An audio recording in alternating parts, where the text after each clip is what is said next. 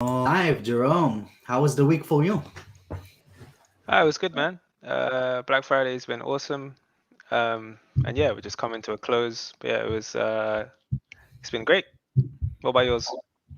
It was awesome. There's been a lot of Black Friday just kind of like took most of the week for us.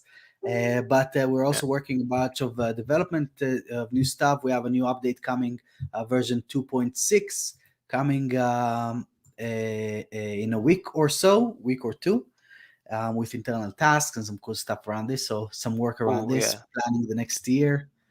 That's what I'm excited for, And man. Internal tasks. yeah, this is a highly requested feature, Yeah. and yeah, it's gonna be awesome to have this on board as well.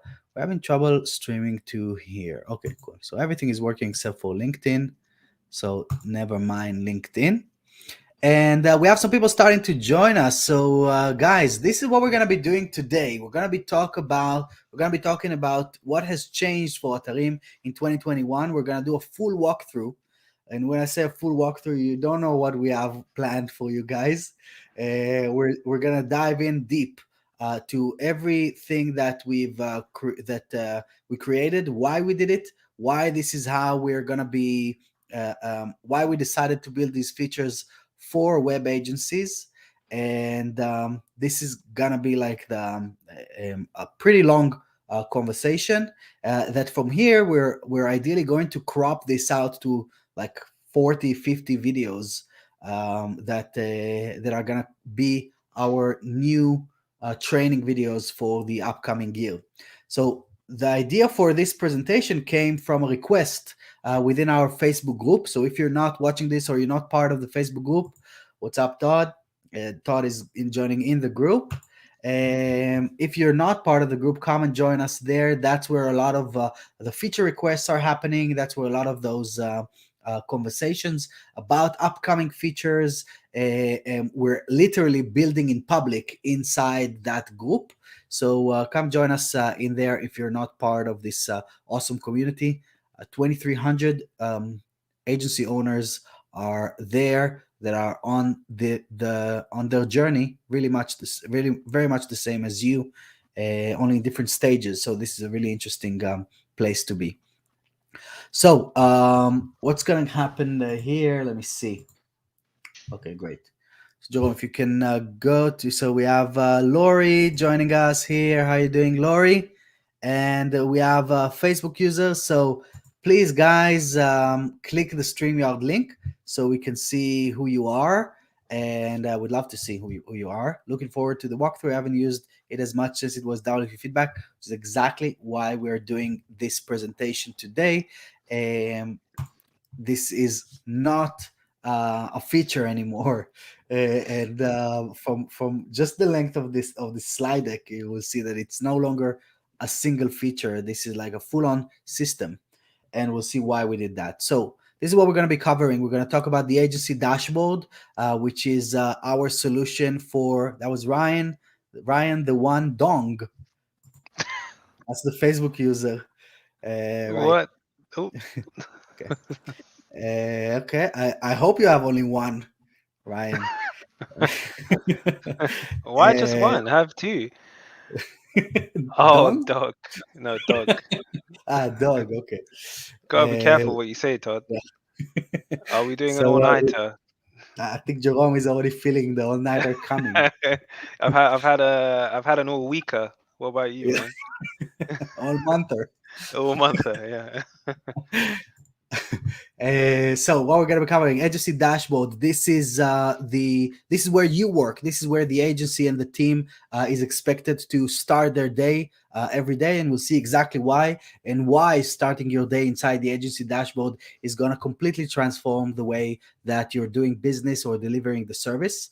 The second thing is the client interface plugin, which is this is what used to be WP feedback. This is what you guys know as the plugin. It expanded a lot as well, but this is basically what started as a plugin, was transformed to becoming the client interface plugin, because the client need to work there. But if you try to work there, you're going to be wasting a lot of time, as in compared compared to the agency dashboard. Of course, working in the client interface plugin as an agency is going to be better than trying to figure out emails and WhatsApp calls and all of these kind of things. But we even created them. We took it one step further with the agency dashboard. So we're going to walk through the client's experience on the client interface plugin. We're going to also show you the graphic feedback tool where you can upload designs, whether it's logos or flyers or brochures or mock-ups of designs or wireframes or sitemaps or flowcharts, whatever you want to upload and collaborate on them visually. That is what the graphic feedback tool is about. And then we're also going to explore some of the integrations that we currently have, the Zapier integration and the webhooks integrations. What are the tools that you can use in there to connect to other tools that you have within your workflow? And finally, we're going to go through some suggested workflows. And right after this, I'll go to the next slide. So now, Joel, let me share my screen on this one. Oh, yeah, go for it. Sorry, man.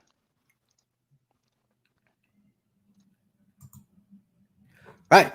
So if you guys stick around, yeah, that's it. If you guys stick around till the end, I'm also going to dive into some things that are coming in the future. This means that we're going to share, I'm literally going to open Photoshop and show you some mock-ups of what we're currently building, what is being planned for the beginning of the upcoming year. Some really exciting stuff in there, and I can't wait to share it with you. This is going to be the first time that I'm going to show some of these mock-ups that we've been working on, that are planned for development on the upcoming months. So before we dive in, I want you guys to understand what we're doing here and why we're doing this. What the hell is Atarim all about? So I wake up every morning and I spend my entire day and I go to sleep thinking about one thing: the service delivery for web agencies. And when I was an agency owner, I was thinking about building websites, right? That was my focus. How can I build a website? I wasn't investing even not 5% of the time that I'm investing right now to think about the service delivery, the workflow, the how can we optimize the way that we're delivering websites for clients. As I mentioned to you guys as well, you're focused on the build, not on the client experience, not on the service delivery, not on the breakpoints of that thing. So, right, I was wondering if I slept at all. So when I say at night, it's like 2-3 hours, right? Jerome knows. He sees me connected on teamwork. Right. So every day, more than 150,000 websites are delivered by web agencies and freelancers. And this is a really interesting figure to understand. First of all, the size and the scope of what we're dealing with here. But, and I'm sure that you guys would agree, web designers agree that a basic business website takes between 3 to 5 days to create. And that is like a standard small 5 to 10 page business website without a client, just us sitting in a room with everything that we need, starting to build from scratch. It's going to take us between 3 to 5 days. Let me know in the chat if you agree with this statement. 3 to 5 days is the average that you would expect. But the challenge is that as soon as a client or a stakeholder is involved, the 3 to 5 day project that we wanted to do now takes between 4 to 6 weeks. And again, this is industry average. This is what usually happens for most agencies in our space.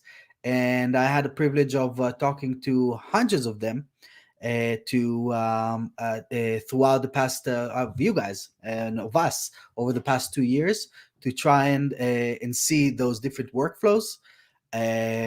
With no client collaboration, show 3 to 5 is doable, right? Then with client collaboration, 4 to 6 weeks. That is the standard. That is what we expect a project to take. So what is going on? How is this logical? How does a 3 to 5 day build become a 4 to 6 weeks project? You can see here, that's the 83%. From the build time, we're increasing this by all of this. We're literally increasing this by weeks because of client delays, procrastination, back and forth, scope creep, simply not knowing what to do. What they don't know what to do. We don't know what they want from us, and a lot of miscommunications and broken communication there. So basically, this is what Atarim is all about. This 83%. This is what we are here to solve for all of you guys. We tackle that 83% of the website delivery, and these are the results that our agencies are seeing. And you can see on our website, people that implement the system as it's intended, without any additional layers of complexity and tools, and a bunch of other stuff that we like to do as creative and technical people, without a lot of this mess that we introduce into the project. Just straight up the system as is, brings people down from weeks to days, literally. And you can see that with all of the case studies that we've done on the website. And really, it doesn't happen that I reach out to an agency that I know that is implementing and asking them how much they saved, and it's not close to 80% of the time that it takes them to build websites. So what we're doing is the transformation that you would expect from what people did with page builders. I started building websites before there were page builders. Coding from scratch took me 10 hours. With a page builder, it takes 30 minutes. Got it? The 80-20% rule, right? The Pareto rule. With That's what people have done with trains, right? It took weeks to cross America before trains came about, and then trains came about and cut 80%, and then planes came about and cut 80% of that. So that is really the level of transformation that we're creating for website service delivery. And what we realized when we started this product, and we started this as a feature, as you know, is that our industry doesn't have a tool. We are all patched up with between 7 to 15 different tools trying to deliver our service to our clients, as opposed to like an accountant. They have Zero, they have few other kind of similar tools out there. Recruitment agencies, they have Workable. That is their main tool for delivering their service. Plumbers have specific tools. Moving companies, Jerome, do you remember Dr. Mover? We're working with moving companies at the agencies, and they had a tool called Dr. Mover. That Yep. was their Atarim. So every niche or every industry has their own tool, except for web agencies, and that is what Atarim comes to, or kind of picked up the glove, and this is what we're fixing here: a unified solution that is helping deliver the service. So I'm going to introduce myself a little bit. If you guys are joining us for the first time, we had a lot of new people joining with Black Friday and over the past year as a whole. My name is Vito. I act as the CEO and the CTO of Atarim. I used to be an agency owner. I started as a freelancer, building hundreds of websites and helping clients build their online strategies. And we initially built this tool to help us, and when it worked great for us, we released it to the market, and we saw that it's helping a lot of other people. And so we pivoted completely to working on this solution. And I'm very happy to say that over the past 2 years since we launched this product, we now have more than 5,000 agencies that are working with more than 120,000 of their clients through our system. Some of those agencies are the biggest web agencies in the world, and they are serving some of the biggest brands in the world. And so, like I said, I wake up and I think about you guys and how we can save you just one more minute every day. And Joel, maybe you want to introduce yourself?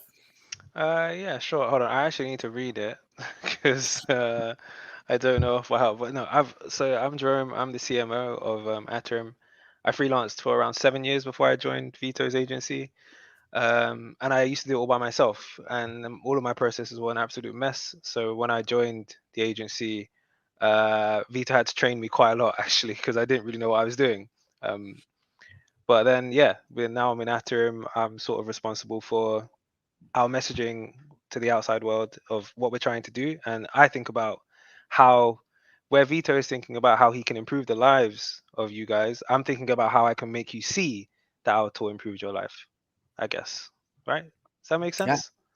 Yeah. that's awesome. But I also have I do a lot of testing, and I have ideas of how to improve the platform as well, because I'm using it on a daily basis. And yeah, I am, I'm listening to your guys' feedback a lot. So a lot of the features will be, for example, internal tasks that's coming next week. I've had around 50 demo calls in the last 2 months, and I swear maybe 45 of them have requested that feature. So then So I it let the moves team to the know, top of the list. Yeah, exactly, this is a very requested feature. So you guys actually help me shape the tool with the team. So yeah, that's one of my favorite parts about it, because then I can tell you all the people that requested it. It's in now. Go and use it, and then it's awesome. awesome. Perfect. So let's dive in. Yeah, sure, man. Uh, Go for it. we're gonna start with the agency dashboard. Joe, maybe you want to pull up this slide on your side, and we're gonna dive into the thing. What do you say, guys? Can we dive in to the actual system? So we got Ryan joining us here. Thanks for interacting, Ryan. Internal task and Gantt view would be awesome. Gantt view is a great idea. Okay, so Jerome has this here. I'm gonna go to him while I fix up my view and go to the agency dashboard.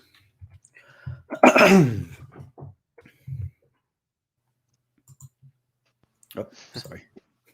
Sorry. Uh, cool. So the agency dashboard, we're gonna do this in stages, and every time we're gonna go through different screens and point out different elements. So this is the agency dashboard. This is where you guys work. This is where you're expected to visit in the morning, so that you can get the most out of our system and get the most out of your day. The expected behavior when working with the agency dashboard is to reduce about 80% of every project time that you currently have, as well as some users dropping literally hours out of every single day that they do. Between 2 to 3 hours per day is what is expected if you don't have a system and you're implementing something proper for the first time. But also, if you try to build systems before, but you're just not a project manager, which is fine. We're not project managers. We are web agencies and designers and developers. We never invested the time to learn how to build a project workflow. So instead, we did it for you guys. So I'm going to start with the KPIs that are on this screen. The top section, we have the first response time. The faster you're going to respond to your clients, the better they're going to perceive you, and the better they're going to trust you. So you want to make sure that this KPI is as low as possible without driving yourself crazy. Don't work over at night, don't work over the weekends. So it should be at about reasonable 8 to 12 hours. That would be the average that you would want to see here. But of course, you want to keep improving this over time, especially as you grow and you bring in more team members. The faster you're going to be to respond, the more work you're gonna see from your clients. Then we have total task completion time. How long on average does it take you to take a task from the time that it's being generated to the time that it's being completed? And this is a great place to see your efficiency and how quickly you're resolving different requests. Next up, we have pending urgent tasks. So this gives you a quick view of the things that you need to do first thing in the morning. I have 48 things are on fire here, right? And then we have total completed tasks. This is a benchmark. This is all the tasks that I have completed on this demo environment. But the cool thing is that it checks against 5,000 other agencies and freelancers and more as we grow, and gives you a bit of a benchmark compared to the industry that you are operating in. So you're not working in a vacuum as a lot of us do day to day. Next up, we have the weekly number of tasks. So this gives you the productivity week over week, and you see this like week 1, 2, 3, 4, 5, 6, and 12. So you get like a 12 view back as to how many tasks you're completing per week, and this is a great place to predict the feast and famine within your agency. If you're seeing that you're completing less tasks, and you have like a downward trend over the past couple of weeks, this means that you are headed toward a famine within your agency. So you should probably take action and fill up the pipeline with more work before this spirals to zero. And also, basically, you just want to keep doing this, keep having this on an upward trend constantly. The next item that we have here, websites with the most time tracked. This is connected to our time tracking system that we're going to explore as well. The cool thing about this stat here is that it shows you visually which clients deserve your time, or on the flip side, which clients are stealing your time. So we had this scenario within our agency as well, where we had clients that were highly profitable. They were requesting for a lot of stuff. We had like a few charities that were very much engaged on a day-to-day basis, requesting changes and additions and new systems and new forms and new landing pages and new campaigns and new websites. Every day we got a new request for them, which was awesome. This is what we call expansion revenue, and this is the type of behavior you want to encourage with your recurring clients. But then on the other hand, we had clients that were big projects that kept scope creeping every step of the way, and that has cost me literally tens of thousands of pounds by not identifying this behavior early enough. So by looking at this every day, you can see which projects are being tracked on the most amount of time, and then you can assess yourself. Okay, this is cool. This is what we want to do because these guys are actually paying for those 69.1 hours. But these guys with the 80 hours here, they actually paid for just a basic project, for a 2 grand, 5 grand project. So what's going on here? And you probably need to have some hard conversations with these clients or with your team. And then we have tasks completed this week versus last week. So again, demo environment, we don't have some data for this one, but this gives you so while this gives you the amount of tasks that were created, this gives you the efficiency of how efficiently you are completing the requests that are coming your way. Next up, we have time tracked by users. So these are your team. So these are my team, and in this demo environment, there's only a few of them that are tracking time. And what you want to see here is this is a tool to help you identify max capacity of team members. When should you hire the next team member? This is what is going to show you if the team member is reaching, let's say, or what you want to see here is between 140 to 160, maybe 150 hours a month that is billable. That is like full capacity of a team member. Once you see something that is resembling that, it means that it's time to hire. But if you see someone that you're paying full time for and they only tracked 2 hours and 27 minutes, then again, some hard conversations needs to happen. But so how do you do these hard conversations? You do them with a full team activity right here. So that shows you exactly what different team members have done at any given moment. So we can see on 8 minutes ago we had this, 9 minutes ago we had that. We had a new note that was added to this website when I was doing a demo just a few minutes ago, and notify different team members and so on. So we can see exactly what is being done by every single team member on our team as they are performing those different tasks right here.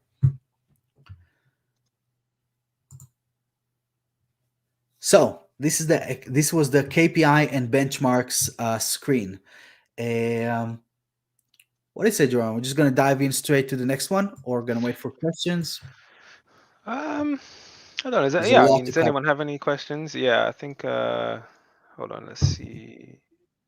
I think just go for it, man. And then I think maybe have a question round at the end of each slide if anyone has any. Maybe we do that instead. Okay, I like that. Okay, cool. So once we reach here, we're gonna just post your questions in the chat, and we're gonna do a quick Q&A every time we finish like a round. So the next one is websites. The website screen is where you can see all of the websites that you added to your system. How do you get a website onto here? You click this button to download the plugin. You no longer need to go to your billing area to download the plugin from there. We brought it into the agency dashboard, so you have it available with this one click. And once you install the plugin and you activate with our brand new one-click activation system, this is gonna the website is going to appear right here on this screen. And the goal of this screen, and I would even say the goal of the agency dashboard, is very simple. You just want to get it to green. So you see here we have this one done. Here I have 71 pending tasks. Here I have 2 pending tasks. This one is done. Here I have 2285. So I just want to see a beautiful green screen here with everything done. This is our equivalent of inbox 0. And from here, I can also, right, so, okay, cool. So we explored the websites. Now we're going to go to archived sites. So how do I remove a website from this screen? I can just click this X icon right here, and it's going to ask me if I want to archive this website. Once I archive a website, I can reinstate it, and this is what's happening from this pop-up that we have right here. You can see a bunch of these local environments and testing environments that we've created over the past year or so when we were building this thing out. And just clicking on one is gonna re-add that website onto the website screen.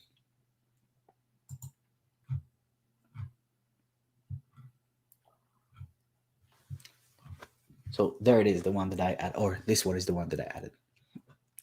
Now I can also assign different users to different projects. So I can click this button and it's going to show me all of the members that I have within my team. And simply by clicking on their name or their face, it's going to add them to this project. This means that every team member on your team sees a different website screen and they have a different experience, a personalized experience of the agency dashboard. They don't see everything. We see that as the account holder, but they see only the projects that they should be focused on. So that really clears out a lot of the mess and a lot of the clutter if you're managing hundreds of projects, as some of our users are.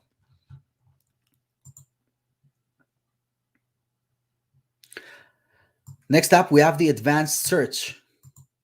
So the advanced search here, so this search bar is a little more than just a basic search that you would expect. So if I can type in here test, for example, you can see that it gives me a few options. I can search this based on the task title. If I see this string appearing on a task title, or if it is appearing on a page title within one of the websites that I'm working on. So for example, I'm going to do like homepage. Right, and then you can see it found this string only inside task title and page title. There is no website. I'm going to do again test so we can see all of them. Or if we have like a test. Now, if I'm going to type in a number,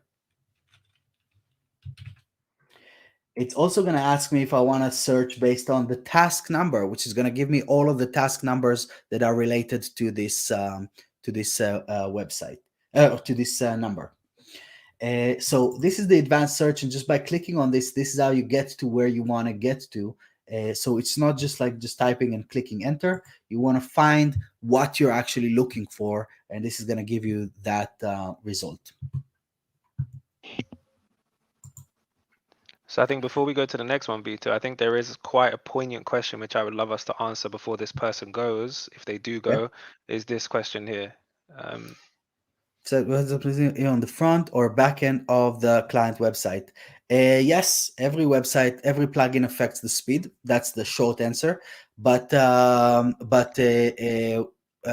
plugin is gone through a lot of quite a journey over the past year to minify this. So we went from 4.5 megabytes down to less than 1 megabyte on the size of the plugin.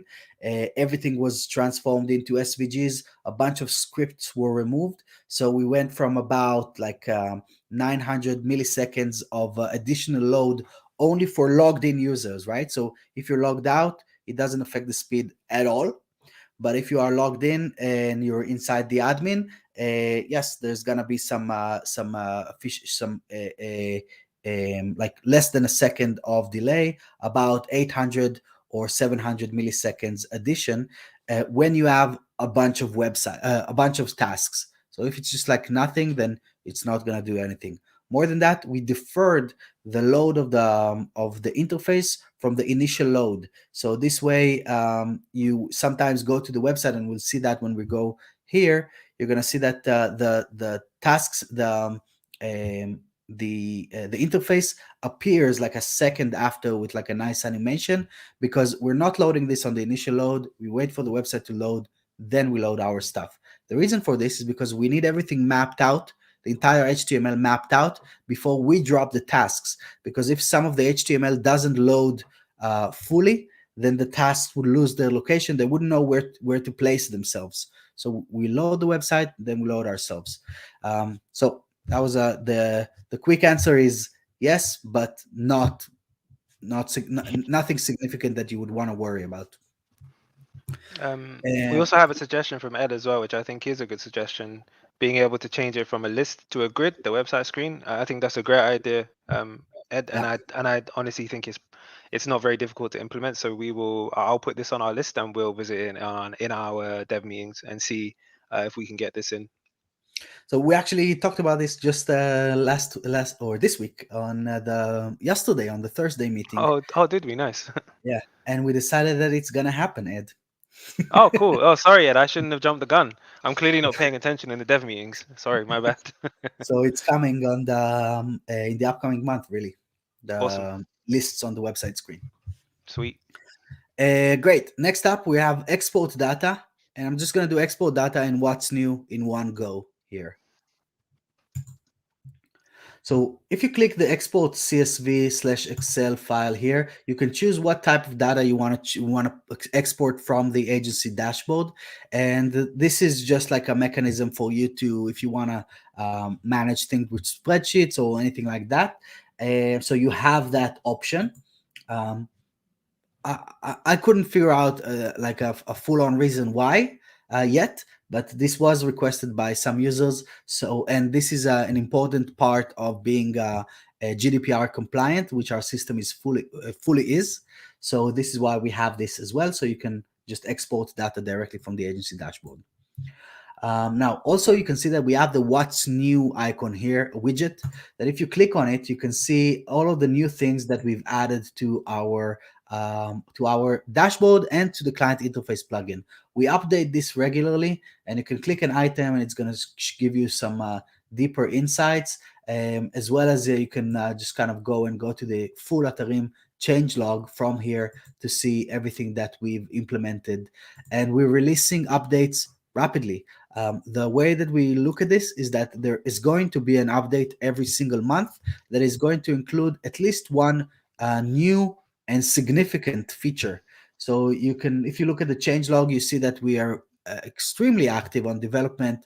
You're not going to have like 6 months without anything happening. We listen to users and we build proactively, and we consider workflows, and we change things accordingly. Cool. So this is the right. So we have another thing from a Facebook user here. Awesome. That's great to hear. Performance should sound like a major upgrade from the first W feedback versions I used. Getting ready to implement Atarim across my biz. That's great news, Facebook user. And yeah, like no. So another thing that happened since then is that we no longer are storing data on the WordPress website. So when it was just a plugin, all of the tasks, all of the comments inside the tasks, all of the status changes, all of the tags that were in there, all of the images and files that were uploaded, everything was stored inside the database and inside the WP, inside the uploads folder of the hosting website. That is no longer the case. Everything is stored on the agency dashboard, and so the website is clutter free, and everything is being pulled through APIs. Next, Jerome. All right, man. So do you want to get the presentation on your screen, and then I'll Yes. share the. Hold on.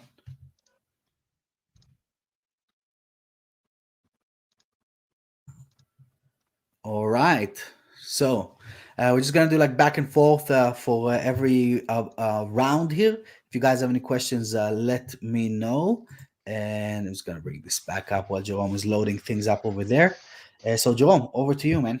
Yeah, I'm ready. Okay, so we're going to be talking about the agency inbox, and we're not going to talk about the email inbox. That's afterwards. I'm just going to be talking about the websites themselves. So this is where all of your websites are, from the website screen, and essentially this is where all of your requests come in. So for example, we can see here I have 85 tasks on this one. You can just see all of the tasks. You can see, who created them, which page they're on, all of that stuff. And hold on a second, let me get this up as well. I can't see your thingy, Vito. There it is. No? Okay. I need to let me restart this. Sorry, my bad, people. I thought I would be able to see Vito's screen at the same time. You just see it at the bottom there, yeah? Yeah, I couldn't read it because I was like, what shouldn't I include here? And I didn't Right. realize what I So should this is include. the So flow. yes, exactly. So let me restart. Okay, so this is your agency inbox. This is where all of your tasks come into from all of the websites where the client interface plugin is active. And we can see, I have 2 tasks here, I have 17 tasks here, and you can see all of the info. So, I can see who's commenting, I can see the updates of the task, and we also have notes for things as well, like when it's assigned to an email inbox or when you add a tag. So, for example, if I add a tag here saying, design, let's say I have a design team tag, you can see that the account is Vito, so it says it's added the design tag. So yeah, that's it really. I guess there's nothing else to talk about here apart from, it's just the place you come to see all of your tasks. And then next is the email support desk. So this is brand new. We released this how long ago, Vito, now? 3 Like weeks? 2 weeks. Yeah. 2 weeks ago. So essentially this works basically identically to the tasks that you find on websites, except this is an email inbox. So for example, if I want to compose an email, very similar to Gmail, and I can send it to, emails, I can BCC, I can CC, can write the subject, we need to make a new page. I can say hi, and this is a rich text editor, so you can go crazy and say, we need a new website. Make it bold, I can change to heading 6 or whatever you want to do, and this will send it to the email. Now, the reason why this is so awesome is because you can also receive emails into this as you would expect, and it treats it as a task as soon as it comes in. So if I receive an email, like this one, for example, I can then assign this to a website of my choice through here. But if my client, let's say my client's email is associated with one of these websites, client@jerome.com, it will auto filter if the system picks that up. There's a few stipulations to that. If it's associated with more than one website, we'll just drop it in here. If we aren't 100% sure it's associated with that site, we won't move it from this inbox. But if it is, it will automatically go into one of these and it will be treated as a task. And we'll show this to you later in the front end where you'll see emails that go into there as well. But it's just so if your clients want to move out of the system, we're going to keep them in because we know how clients love to go back to emails, and we don't want you to have to go to back to. We don't want you to have to go back to emails. So this is a way to get around that problem. And yeah, what have we got next? So did we talk about the assign to website? Yeah. Okay. Right. Great. And then we have sorting websites and tasks. So this is actually a feature that a lot of people don't know about. So I'm glad that we're talking about this because it makes things a lot easier. So you see we have these 2 buttons here. This is to sort these columns. So for example, if I want to see all of the tasks that have come in order of when from the latest, I can click latest tasks first. And then I will be able to go through and see, oh, okay, this was 2 hours ago. That one doesn't have any tasks. This one was 4 days ago.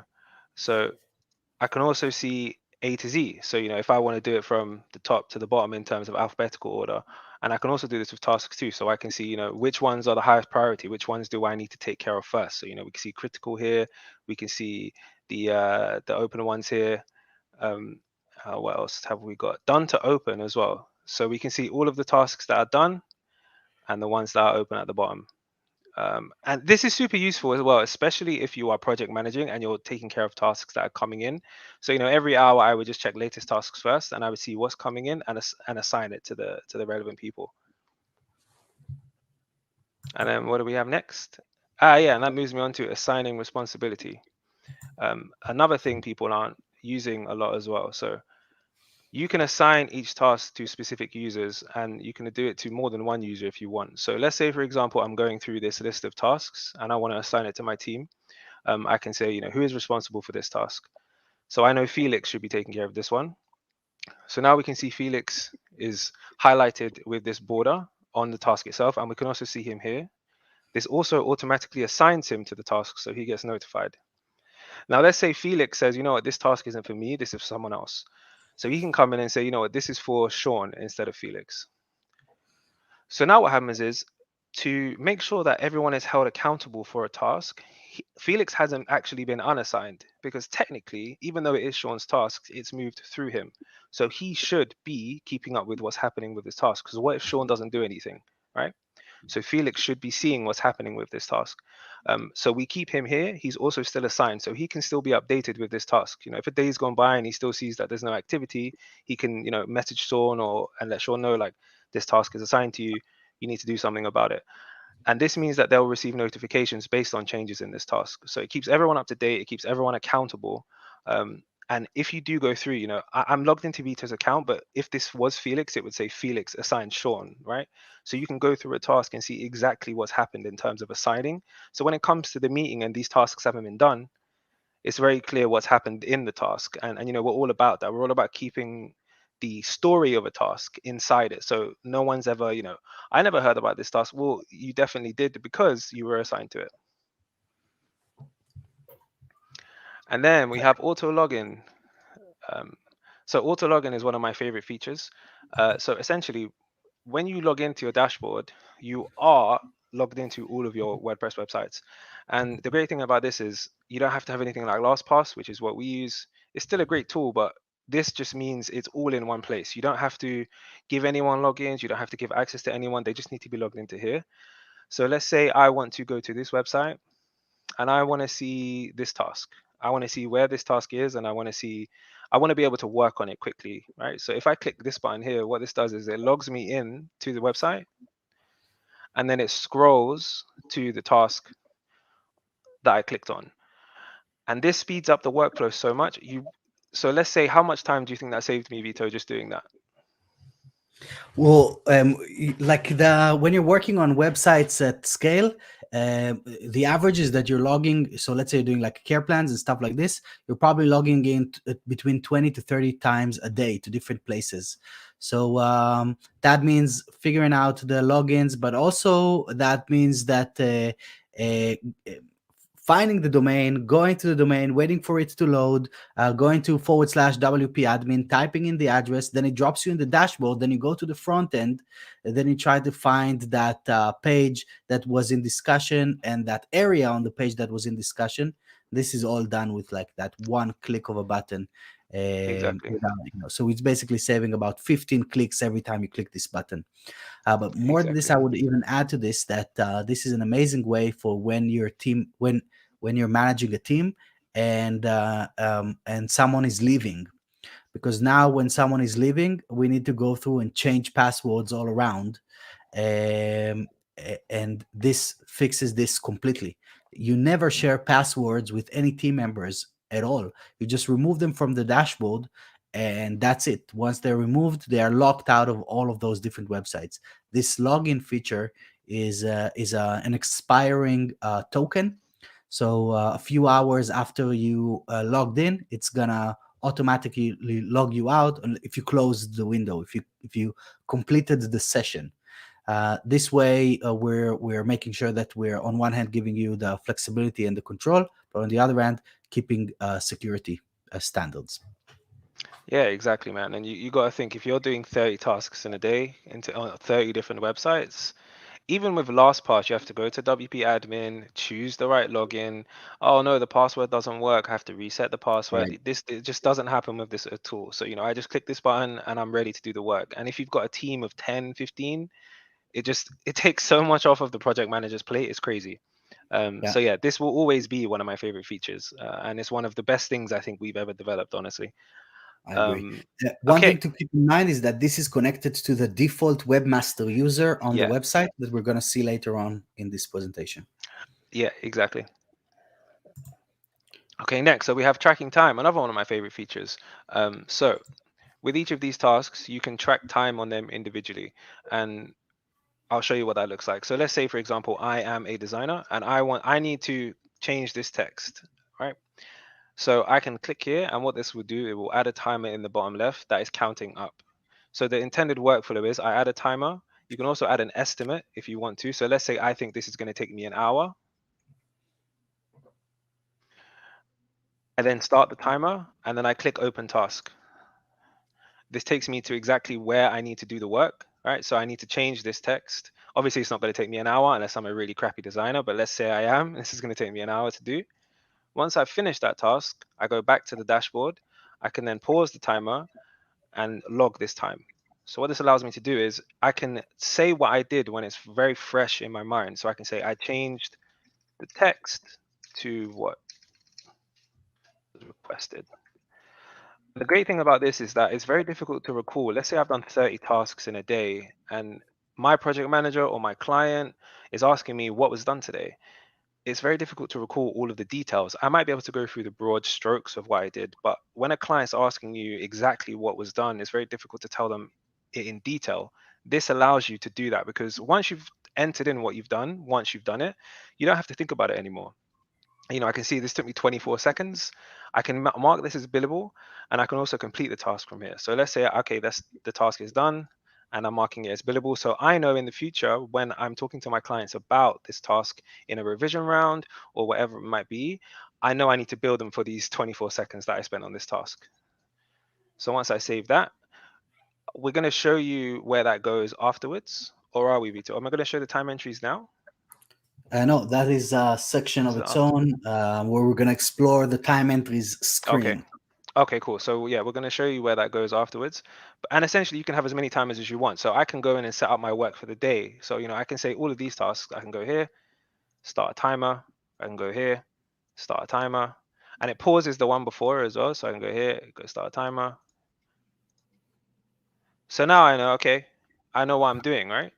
And then I open the task, I do the work, come back, and then I just keep doing that until my time is empty, essentially. And then I've got a full list of everything that I did during this work session, essentially. And I think that's it for tracking time. And then next we have task attributes. So let me go to a different task and we're going to see what that looks like. So the task attributes is on the right hand side here in this tab. And here you're going to see loads of cool information about each task itself. So first I get the automatic screenshot, which is taken as soon as the task is created. So I can see that this section of the page was selected when creating this task. Super handy for if you're seeing exactly what your client saw. So this is showing me the view of the person who created this. So if let's say this nav item was missing for the person who made this task, but it wasn't for me, I can see that they saw that was missing, and then that relates to the task. It's just giving you a lot of information for you to assign it to the correct person or for you to know what to do when you click this open task button. And then further information as well, we have the screen size of the person who created the task, the browser they're using, who created it, the task ID, the site name, and the specific URL to where that task is. So if I go to this URL, it will take me directly to that task. I can also change the task status here as well. So, I can complete it from here. I can open it back up. I can change the urgency. So, and all of this is tracked inside here as well. So we can see exactly what's happening with it. Also, I would say that with the task status, this notifies to the client. So you don't need to go to them and tell them that you are now working on this or that you completed this.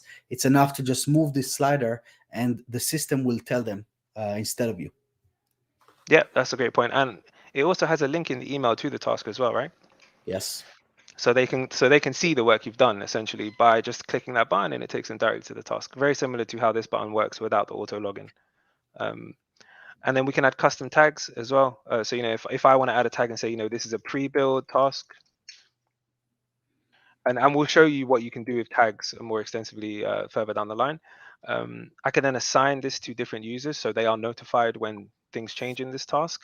And I can also do that for the WordPress users. So we're actually pulling in all of the WordPress users on this website, and you can assign them to the task as well. So if you make any changes, like Vito said, if you complete the task, they will get notified.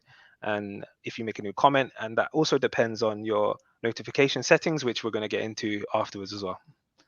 Yes, and we're important to point out that we're only pulling the WordPress users that are within the roles that you have defined. So that would probably be the admins or maybe even the editors, but it's not going to be subscribers or customers or anything like that. If you're running a WooCommerce website or an Yeah. LMS, it's just the people that are actually collaborating on the creation and the maintenance of the website.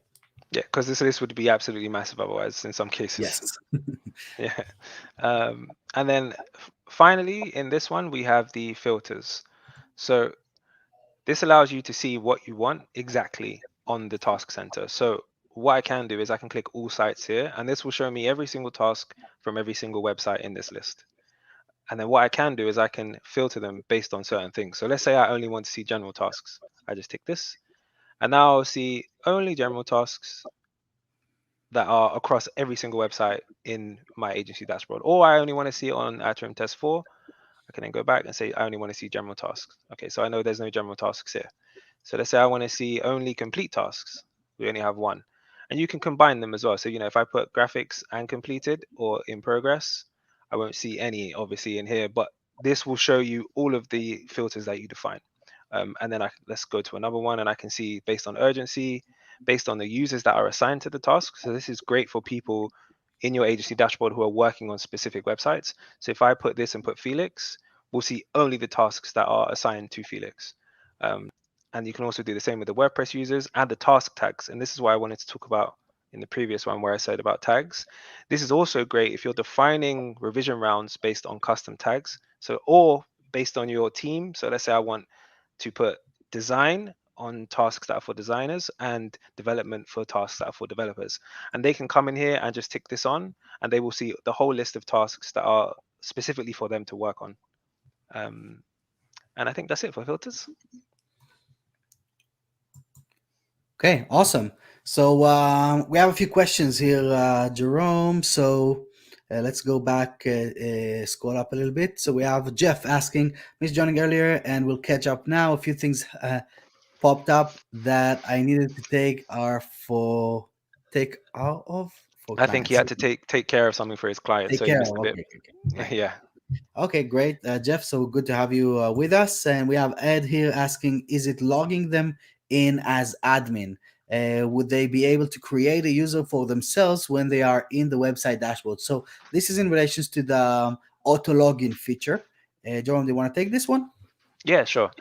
So it logs them in as the default user who is selected on the client interface plugin, and that will depend on the role that you give that account on the WordPress site. So if that account is a author or a contributor, or even if you have admin, but you have what's that plugin called, Vito? Role access, right? Where you can define certain things inside Right. that. So you can set up your own user type and set them as a default user, and it chooses that account to log into when you log into the WordPress website through the auto login. I have got that correct, right, Vito? I'm not, or have I Yes. missed something? Yes, and I would also say that we recommend for security purposes and just for better workflow with clients, just have one user for the agency. Call it Ed's agency, as the username, and all of the team members should be using that same username or that same user for working on the different websites. This is going to create like a uniform approach for how you work with clients. And also, this allows you to bring in a lot of us bring in freelancers or subcontractors or white label services. So this way you keep things nice and neat without needing to share logins with anyone. And everyone is just sharing that one admin user that is set up in that default user that we're going to show you later on when we explore the back end of the client interface plugin. Yeah, I think it's also great to do that as well. Sorry to interrupt, but I also Sure. think it's great to do that as well, because then your client feels like they're talking to one person. So, Yes. like every time you're making changes in tasks, it's all coming from the same person, even though it might not seem like that way to the team because they're all working on, different tasks for the same website. But this keeps it all neat for your client as well, which I think is important. Because it's very annoying when you're working with a certain person and then a day later someone else is coming with a name you don't recognize. You're like, who is this guy? Right. Yeah, I agree. So we have an interesting question here from Juan about what happens if we change WP admin. Will the login happen anyway? So the login happens through a API. So yes, it should work. But of course, every developer that creates these plugins, changing these WP admins, some of them are blocking other stuff that might interfere with this functionality. But if this is what happens, this is why we have an awesome support team to come in and help you and make sure that it's running. But by default, the answer is yes, it will work. Then we have a question here from Kara. How are you doing, Kara? Is it possible to use the project management tools without using the client interface plugin? Yes, you can create. No, that's not the way that it would work. You would need to have a website as a container, in the same way that on a project management system, you would create that container of tasks. So for us, the container of tasks is the website itself. Even though there are plans of creating like a faux kind of container, so that it's so that you can create tasks that are unrelated to a website per se.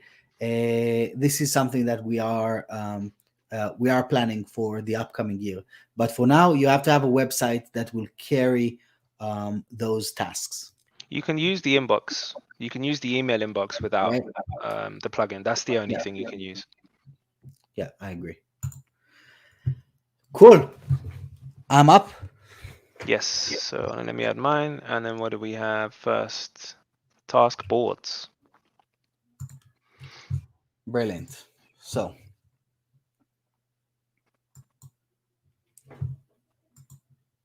task boards. So everything that you've seen so far in the inbox section can be managed visually from the task boards. So I'm just going to do like latest tasks first here, and I'm going to choose the showcase website to see some tasks here.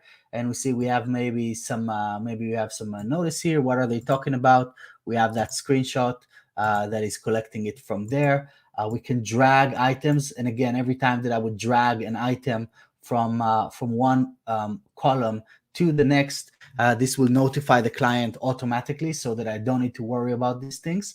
But this view is ideal for the project manager. This gives you an overview of the project or an overview of your entire agency if you click on all sites, so that every morning I can come in and I can say, okay, let's look at this one. Oh, wait, I'm gonna clicked on a website that doesn't exist. It does exist, yeah. So I have loads of tasks here in progress, so I can talk to my team and say, what's going on, guys? Why is this not progressing? What I do want to see is I want to see a flow. So I want to see things like literally moving constantly throughout the day. And in the morning, this should be probably at 0 or at 3, and then I would load them up with more requests. So this is one of the interesting workflows here. So this way we don't overwhelm the team with too many requests every time. We just kind of manage their workload, and we drag things in as we drag things out to complete. Yeah. And keep in mind, guys, these are tasks created by your clients, which is why this makes this so Right. awesome. Like, you're not creating these. These are real requests that are on the website. So it just makes it even better. Yes. Let me stop this timer that we have here, so you can see we also have the timers. If I click through, we can do everything that we've seen on the other one. Let me go to this website doesn't exist anymore. Latest tasks first. Showcase. And here, if I'm going to click through, I can see the screenshot that we saw just a few minutes ago. I can go to this one and see another screenshot that marks exactly what is in discussion. One thing to point out about the screenshots is that these are for reference purposes only. You don't want to rely on the design that is in here 100%.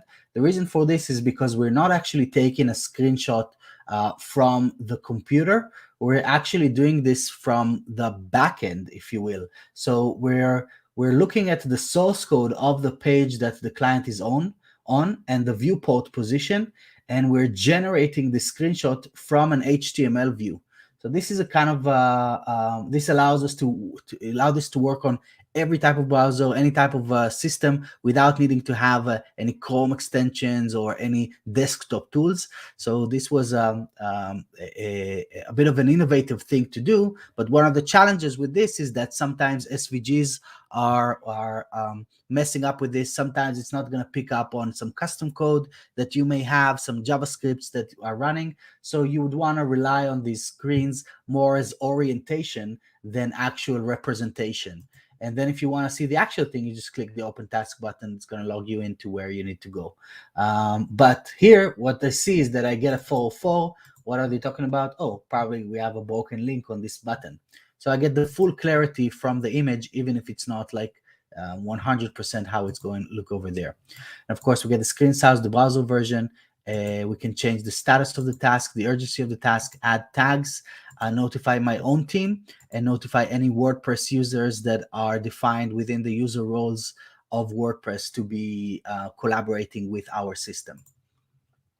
And as well as assigning responsibility for different team members. So here I can notify, but here I say who is in charge.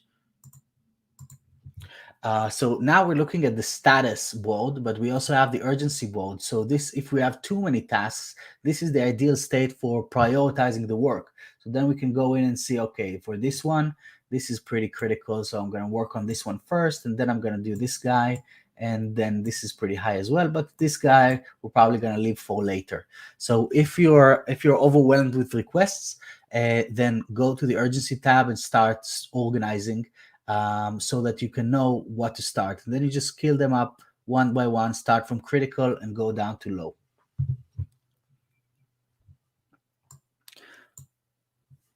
Generating new tasks.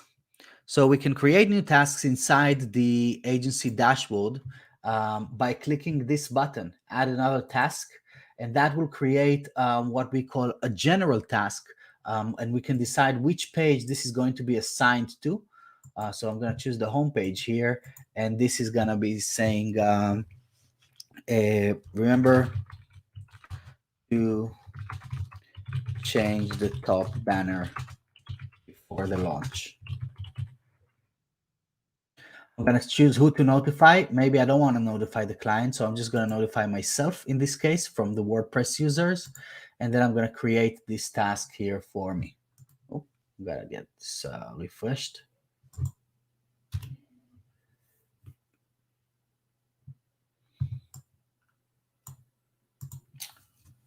Right, so it did create the task here, even though we had a little bug that we're going to take care of later. So now we have a task. We can do everything that we expect on a task itself. We can send them, just start a thread of conversation on this request that I created from clicking here. But you can also see that it is inside the open task here, inside the open status.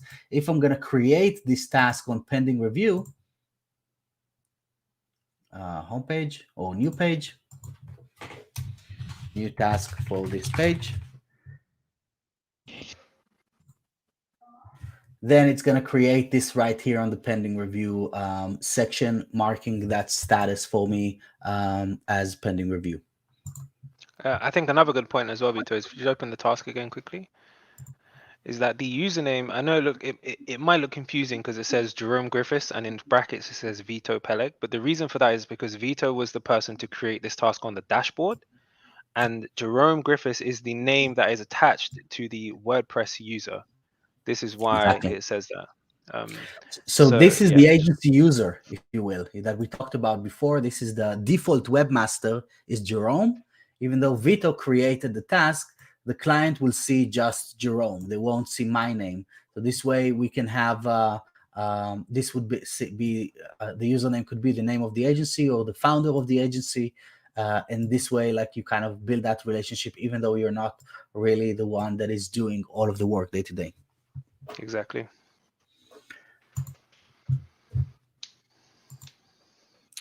Okay, so next up we have time tracking. No, sorry. Oh no, sorry. That was the right one. My bad. Yes, we have time tracking inside the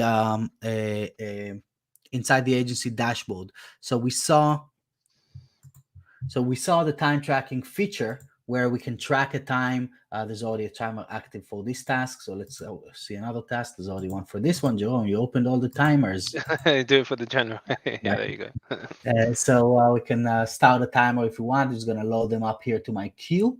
But every time that I log a piece of, every time that I log a time entry, they're going to appear in the time entries screen. So this is our time entries screen.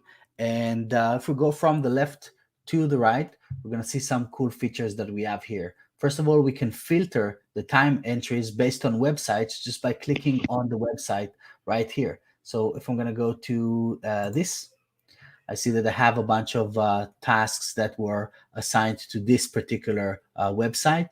And if I'm going to go to another one, I see that I have 3 time entries that were assigned to this particular website right here. If I'm going to go to the beginning or click this again, we're going to see all of those items. If I'm going to click even on something else, on my name, this took me directly to my account. So wait, I'm just going to wait. Just did something different. Right. So now I have all of my time entries here. And if I'm going to click on this, it's going to take me directly to the user's profile. It's going to allow me to see their activity, which we're going to cover later on today. We have a description. If I leave a description when I create that time entry, and then we have the related task, and we have the site that this task was created on, the time that it starts, the time that it ended, if this is billable or not. So if I click on it, it now made it billable, and then the time that is actually tracked. In this case, there's no time, right? I can also click this and edit this thing and change this up, change it to another user, change it to another date, and then it will automatically calculate the time that was invested into this task, right? And I can add my description here. So we can say, this was a broken button.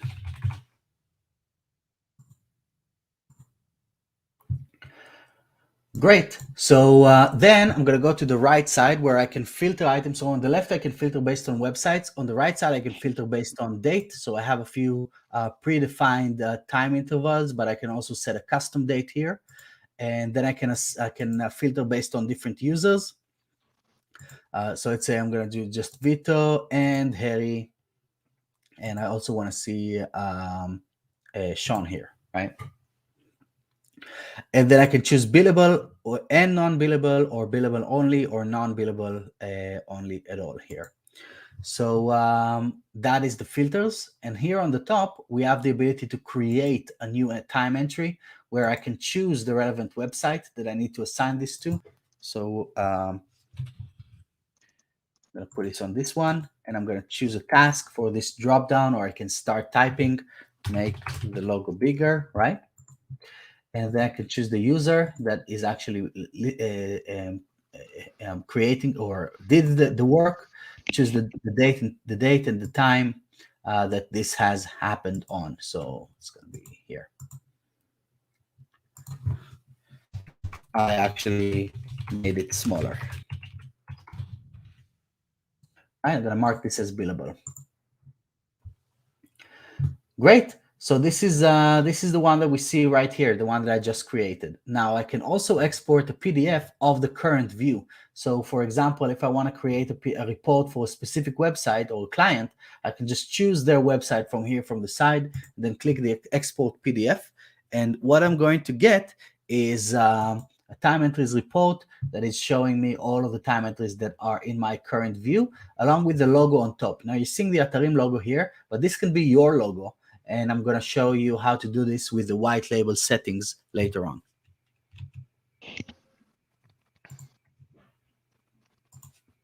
Cool. I think you just went through the last four in one go. Okay, cool. Great. Let's see. Do we have any questions? Right, we have Carl replying to what we said before. For container would be great. I have some clients that wouldn't need the plugin, but I do regular tasks for. Would be great to get them out of ClickUp and into Atarim with the rest of my workflow. I 100% agree with this, Kara. And I also see that Kara had to go. Looking forward to catching up on the replay. No problem. Have a great weekend, Kara. And then we have Juan here. We are in the same situation, have clients but not needing the plugin, but want to create the task. So this is in regards to the container.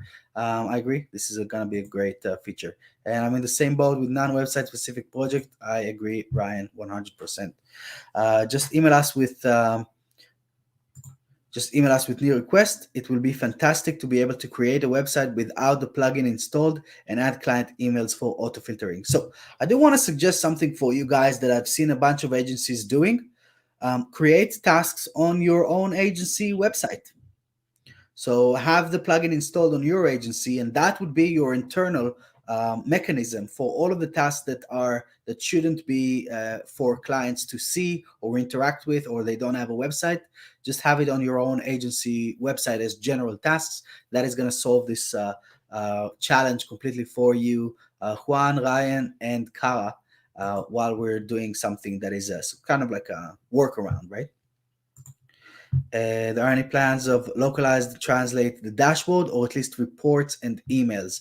So not at the moment, to be honest. But if we're gonna get more requests from this, then definitely it's on the table. Right now, this is just not something that people are talking about. So we're just focusing on the things that we can deliver. Great, Jerome. Over to you. Yep. So I'm gonna get this thing. I messed up last time as well because you were the one changing it, but I know what I need to do now. Okay. Let me see. So I need to do present.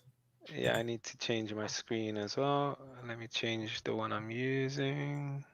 And then I'm using this one. And then we add yours first. So, managing your team. So let me add mine. So to manage your team here, we have a few different options. So first, I wanted to show you what it looks like on the dashboard. So you can kind of get a small overview of what's been happening. So I can see all of the time tracked over the past 30 days for every single user that is inside my dashboard. So, I can see Harpreet, Osama, Alex, no track time. So either they're not doing any work or they're not doing what I said to, time all of their tasks. I also have a full activity feed of what's been going on, so I can see everything. So we'll be able to see all of the stuff we've done over the last hour. And this goes back to the beginning of time, as when we started using the agency dashboard. So I can see essentially the history of everything that's happened with all tasks, and who did what. So that's the basic overview you get here. It's just for you to come in and get a view of what's happening in your agency every single day. But if you want to dive deeper, I can go to manage users here, and I can see activity feeds for every single person on my dashboard. So I can see everything again from the beginning of time of when Vito started using the dashboard, and I can see this for every user. So I can see this for Hassan, I can see this for Sean. And the great thing about this is that I can click here and it will take me directly to the task that was changed in some way, or deleted, or whatever's been happening with the tasks. So it's a great way to just be on top of everything that's happening and having a history of everything that's been done. So there's it's just a single place of truth for your whole agency. In my opinion, I think it's a great way just to make sure everyone's held accountable. And then what else have we got? So you can do all of the standard stuff, change the email, change the name, change their roles, which we're going to go to in more detail afterwards. And I think the next one Right, so we is have the adding new users is the thing, and then we're going to talk a little bit about user roles. What does that mean? What are the user roles? What do they do? What does that do? And so on. Yeah, So you jumped into straight into God mode, right?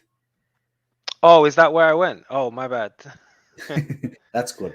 but this is basically what we yeah. So managing your team, what was the intention for us to discuss in managing your team?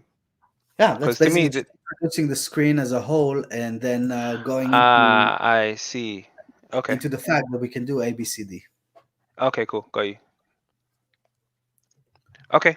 So adding new users, we could do that by clicking here, and you can invite multiple different team members at once. I think we've run out of slots, so we're not. Yeah, we're going to see it here. We don't have enough users on our plan, but you can invite multiple people at the same time. Just do this, and they get an email which is inviting them to create their account with their password, and then they're in basically. Um, and I think that's it for inviting users, right, Vito? If you scroll down to the bottom of the users list, if you go back Yeah. and scroll down to the bottom, I think we just deleted a few users, didn't we? Here Yeah, on I deleted them so we could show that you can add users. But essentially, right. what will happen? I can show that actually. I can show that now. So let's add someone. Adding myself. Oh, I'm already on it. So let's do.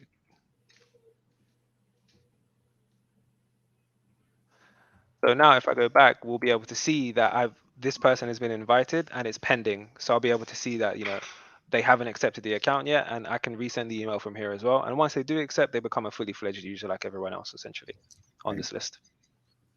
And then up next is user roles. So we have two different user roles on the agency dashboard. One is administrator and one is a contributor. And you can choose this when you're inviting here.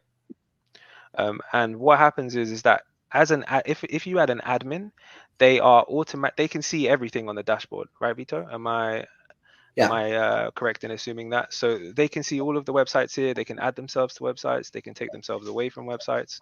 But a contributor can't do those things. So you have full control over what they can see. And I'll show you what that looks like. And I think that is the next point, right? Adding new users. Add to new website by default. So that's the admin role. They're added to new websites by default, aren't they? Yes, but if you add them, if you click that here, they can't just see the stuff, they can actually interact with the stuff. So the difference between admins and collaborators is that admins can control the system, but it doesn't mean that they can interact with every single thing. What do I mean by this? Someone needs to be added to a website in order for them to assign a task to themselves, for example. But as an admin, I will be able to see all of the websites. So if you have freelancers, for example, obviously there are going to be contributors that are only going to see the websites that are relevant to them. They won't be able to see the activity feed of all of the other users like Jerome is seeing right now. But if you have a project manager that needs to manage the team, or let's say you are the agency owner, you need to manage the team, then you want to have yourself as an administrator, and even better, tick that add to new websites by default, which is going to make sure that every time that a new website is added, your user is going to be added to that website so that you can assign yourself to this, and and even more than this, or and interact with the different websites internally. Yeah, exactly. And then if you do have contributors and obviously they don't have full control of the system, you control what they see. So for example, this user here, you can see they only have one website, so they will only see this website. So when they Right. go to this screen here, they won't see all of this. When they go to the boards, they'll only see the website that is assigned to them. And what's great about that as well is that I can then add them to more websites. So let's go back to Harpreet. I can then click this button here, and I can add him to all of the websites I want. So he's taking care of this one, taking care of that one, this one, and this one. Oh wait, no, he's not taking care of that one, so I'll remove him. And then if we go back to the websites here, you can also do this on this screen. So if you click this plus, I can add and remove people as I see fit here as well. So I can add a Harpreet to this one as well, and this will allow him to interact with this website on the HD dashboard. So it's a great way if you do have multiple different contractors, all outside of your company, or you're a freelancer, hiring people outside of your business. This is a great way to allow them to have access to the dashboard, but not have access to all of your stuff, basically, making it way easier for them to do their work too, because they don't have to sift through all of the stuff that's not important to them as well. Right. And I just went through adding users to sites, activity feed, God mode, kind of. So I think that's it for this one, right? Okay, I'll just explain why I call it God mode. If you go back to the activity feed there over there, Jerome. So what I realized is that this is I didn't realize that this is like the essence of established religions. Like the fact that if people believe that someone is watching them, they perform better. And that's why we have cameras all over London. Just the fact that there are cameras all over London means that there's less crime, right? Because people know that they are being watched, so they behave better. So I let all of the team members know that I have this God mode view here. So this way, they actually know that everything is being tracked. Every single action that they're doing is being tracked, and you're gonna see that it's gonna work in your favor. I even had to pull this with one of our old team members that I'm not gonna mention his name, but he said, "Yeah, I've been working on this website, but I got stuck and I couldn't figure that out, and I couldn't figure this out." It was like a team member that didn't last long, and one of the reasons is because I took him to here. I shared my screen and I showed him, "Listen, man, I can see exactly what you're doing, and I can see that you haven't done any work on this website for 2 weeks." So let's get the work going. And from that point on, once he saw that I am seeing what he's doing, he was actually doing the work. The work wasn't amazing. That's why he's no longer with us. But he was aware that he is being tracked, so he knew that he had to perform and move things around. Change statuses, leave comments, assign himself to different tasks, so that he is being visible on his activity feed. I think the angle of like a boss, that's great, and I think you can also see it the point of view from the employee or the person doing the work, is that you can look through this list and be proud of everything you've done in a day. You can go back and Right. see, I've completed 100 tasks today, and this is it's set in stone here. Essentially, it never goes anywhere. It's just here forever. So if you're using the agency dashboard for 10 years, you've got, you can go back 10 years. I can literally scroll back 2.5. How long's the dashboard been? 2 years. Yeah, 2 years. Yeah, 2 years Yeah, so now. I could scroll back 2 years of worth of activity and see, the very first thing that I did here. So I think it's also great for that. And I think your analogy with the cameras is great. Um, and I think it does what it stops crime because people know they're being watched, but it also shows you the people who are the lowest of the low who still commit crime even though they are Right. being watched. All right, so it points out that, so if someone knows they're being watched and they're still not doing work, you as an agency owner know, okay, I probably need to let this guy go and hire someone better, right? Yeah, 100%. So God mode Yeah. is definitely a good way to describe it. Cool. So that's God mode. Great. I'm gonna move over to the next one. So let's see. We have any questions? Um, Right. So Juan is asking about the translation. So obviously Juan is setting this up. It's not a day's work. So we're just gonna make sure that we are doing this when enough people are actually requesting this.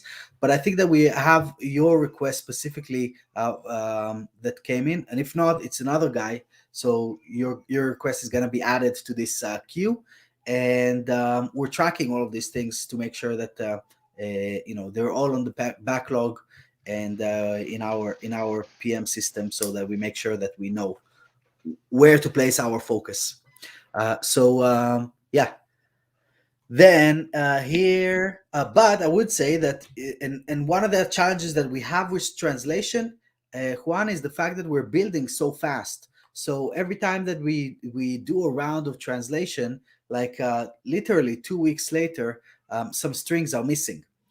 So this was the challenge on the plugin, and now the plugin is almost fully translated. And if you want to translate the client interface plugin, we do have that facility, and we're happy to accommodate this, because what we realize is that for the agency dashboard, we're all developers, designers. We usually speak English.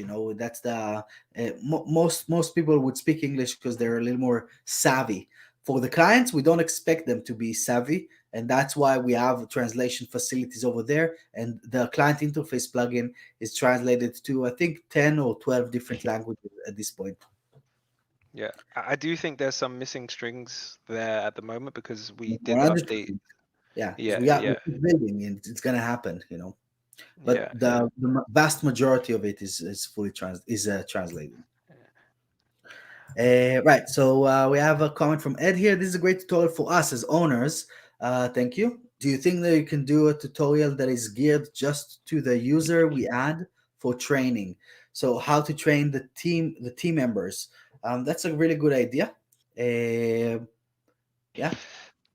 Yeah, definitely. Even if it's like inside the dashboard itself, click a button, pop up of a quick video of how to use it. That's an awesome idea. Yeah, definitely something we will keep in mind, Head. And as you know, this video was requested 2 days ago, and now we're Friday night, and we're doing this presentation. So, Jerome, are you willing to do this tomorrow, Saturday? Yeah, man, why not? Okay, probably gonna wait a week, Ed, but this is a great idea. Yeah, definitely great idea, man. All right, so let's So, see. Next up, so global settings, another one of my favorite features. awesome. Okay, This always blows so people's minds in demos, the global settings. the fact that we can control everything, Yeah. awesome, great. So this is the global settings screen. This allows you to control the settings for all of your websites from one centralized location. And we're going to go through the different blocks here and see what are the different functions that we can do directly from here one by one. Now, I do want to say that you can have those settings set locally for each one of the websites if you want to have like a specific workflow or specific experience for a specific website or client. But if you have like a uniform approach, which I think is the right thing to do, then you just want to set this up once and turn on global settings from the plugin settings screen, which we will see once we explore the client interface plugin. So some of the general settings, we can enable or disable the tool on the interface on all of the websites with one click. We can enable the Atarim compact mode, which we're going to see. This is more resembling to the old UI. Was for some users that are using our system for, let's say, care plans or really small activities. They didn't need all the bells and whistles that we have on our interface that are great for the day-to-day work, but sometimes you just need the plus icon and that's it. So that is what compact mode is about, and we're going to see that on the plugin side soon. And then we have show task stickers by default. So when you land on a page, do you see all of those stickers, or do you just see the or you don't? So this allows you to do this by default. And then when you open the sidebar or when you click on the comment button, then it will show you all of those items in one go, all of those stickers in one go, if you turn this off. Then we have remove backend commenting. So in this case, we can enable or disable the ability to leave comments inside the WordPress admin screens, which is great for training clients on WooCommerce screens, or how to use Yoast or any other SEO plugins, or what's going on with the latest Gutenberg update, or where are their form entries on Gravity Form. So all of these things can be done through backend commenting. And again, we're going to explore this a little bit. Next up, we have the white label settings. This allows you to completely white label the Atarim plugin, or the client interface plugin for the client's point of view. So I want to point out like how I look at white label. You guys are our users, you guys are our customers, but your clients are your clients. So for us, the dashboard should have this, because I want to show that we care about you guys. I want you guys to think about Atarim when you're working inside the agency dashboard. But I also want your clients to think about you when they are working on their own websites and they are interacting. So the tool is fully white labeled in the client's eyes. And this is where you can upload the logo here, upload a little favicon, change the custom logo link. So this is great for setting up, let's say, an upsell screen. So for example, that would be like, HTTPS Ace Digital, which was my agency, .london / more, right? So maybe here I would give them, I would create a page on my website that would give my clients the ability to see what else can I offer them. So if they land on there, it's kind of like a bit of an upsell page, right?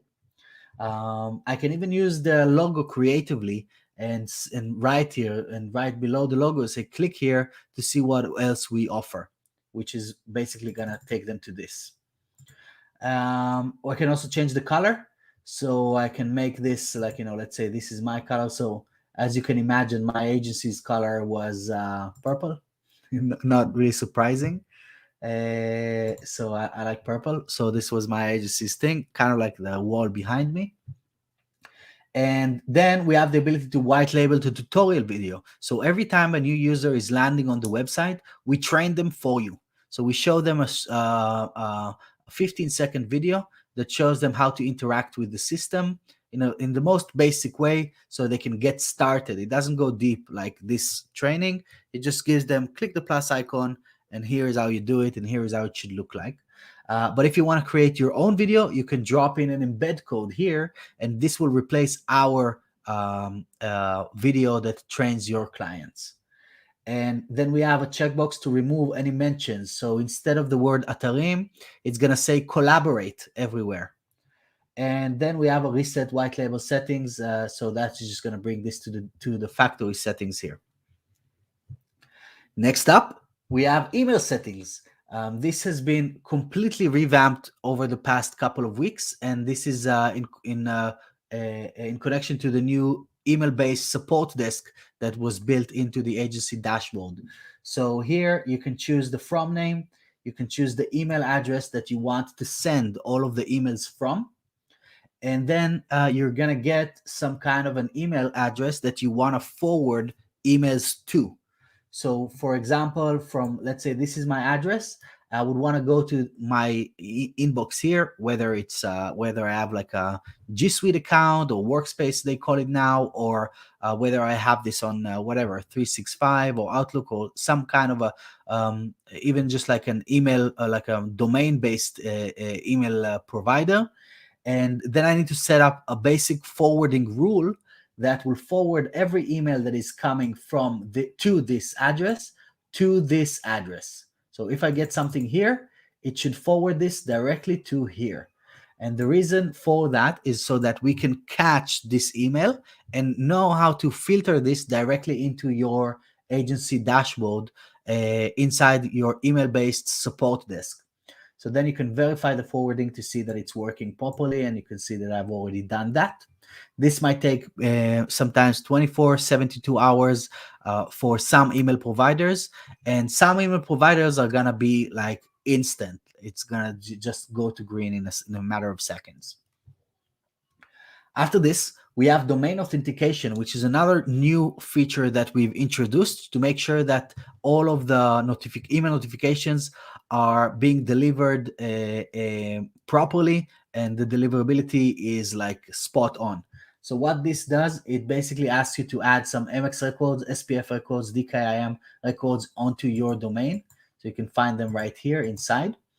And once you do, this will make sure that when we send emails, it actually is sending them from this email address or based on this domain, which means that Google or any other email provider are going to identify that this is a verified domain, and it's going to go directly into the inbox instead of spam or give any notices for whatever reason. This is like the deepest level of verification that you can find. Now, there is some questions around this that are kind of common questions. Sometimes people are concerned that this is going to conflict with other MX records or SPF records that they already have within their account. So what I would point out is that we are actually sending to our own host, to a different host name, which means that it cannot conflict with yours. You can have your own MX records on your domain, and you can also have these MX records on this domain. And same thing for the SPF record. Some places, there is this or there is this concept that you have to have only one. And that's true, only one per host name, but we have our own host name so that you don't need to worry about it. You just need to copy this into your domain and set this as is. Once you're done with that, you can click this button and it's going to check each one of them and mark them green. As you can see, I can't click this because I already verified my domain. Next up, we have the ability to BCC every email notification and every email that is going out of your agency dashboard account, of your Atarim account. So this means that I can add multiple emails here and say like my mom, right? I want to keep her in the loop, gmail.com. And I can comma separate this and send this to Jerome as well. And this is going to make sure that all of the emails, all of the notifications are also sent to here for any reason. After this, we have the default email notifications of the agency dashboard. So one thing that we want to keep in mind when it comes to email notifications is that there's two levels to our email notifications. What you're seeing here is basically the ability to allow your clients or other users or users on the websites to choose from these options. What do I mean by this? If I'm going to turn this off, this means that when users are asked to choose their notifications, they're not going to be asked if they want to send for every new task. It's not even going to give them this option. But if I'm going to turn this on, it means that they will be able to choose this or not. So again, with GDPR compliance and privacy laws, people can opt out of different emails if it's getting too much for them. They can tick a checkbox off in the WordPress dashboard, and then they're not going to get notifications for this particular one or the other based on the settings that you set up here. So if I'm going to turn all of these off, this means that users will not be able to choose any notification. If I'm going to choose all of these on, turn these on, users are going to be able to choose from any of the notifications, from all of the notifications. We also have the weekly report, the automated report, and the daily report that we can automatically send. This is amazing for like Friday emails. It's completely automating the Friday emails concept that we used to have in our agency and spend a lot of time doing this every Friday, but pretty much half an hour per client to figure out what we did so far, what we're doing next, and what we have pending, what we did this week, and what we're gonna do next. And this is just gonna be from half an hour per client. It turned to this. And after this, let me see. Great. Yeah, I'm going to continue down here. After this, we have the integration settings. So this is brand new. We have our native Zapier integration that allows you to integrate to Zapier through Zapier to more than 4,000 other tools that are out there. And all you need is this API key that is specific to your account, and this is going to allow you to send items or receive items around the different notifications. So what kind of actions and triggers do you have? We're going to explore them through the webhooks because we have a list right here. But if you want to use the Zapier one, just click this button and it's going to allow you to use this integration within Zapier.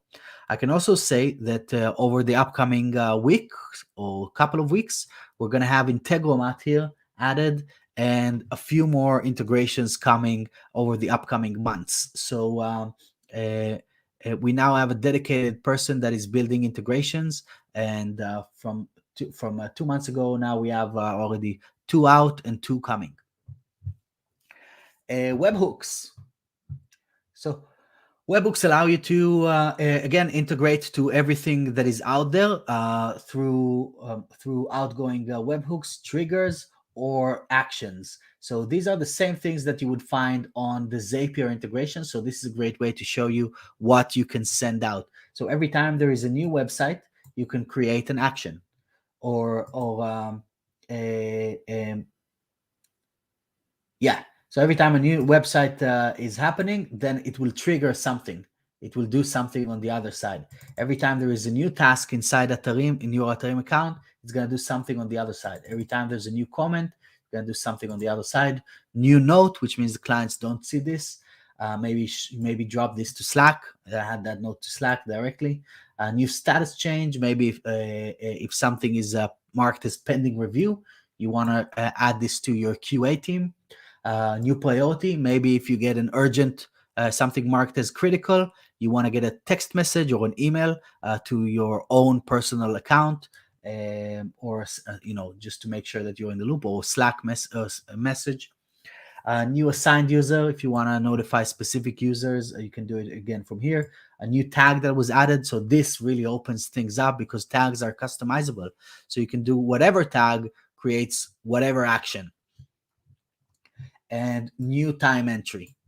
Every time a new time entry is created in the agency dashboard.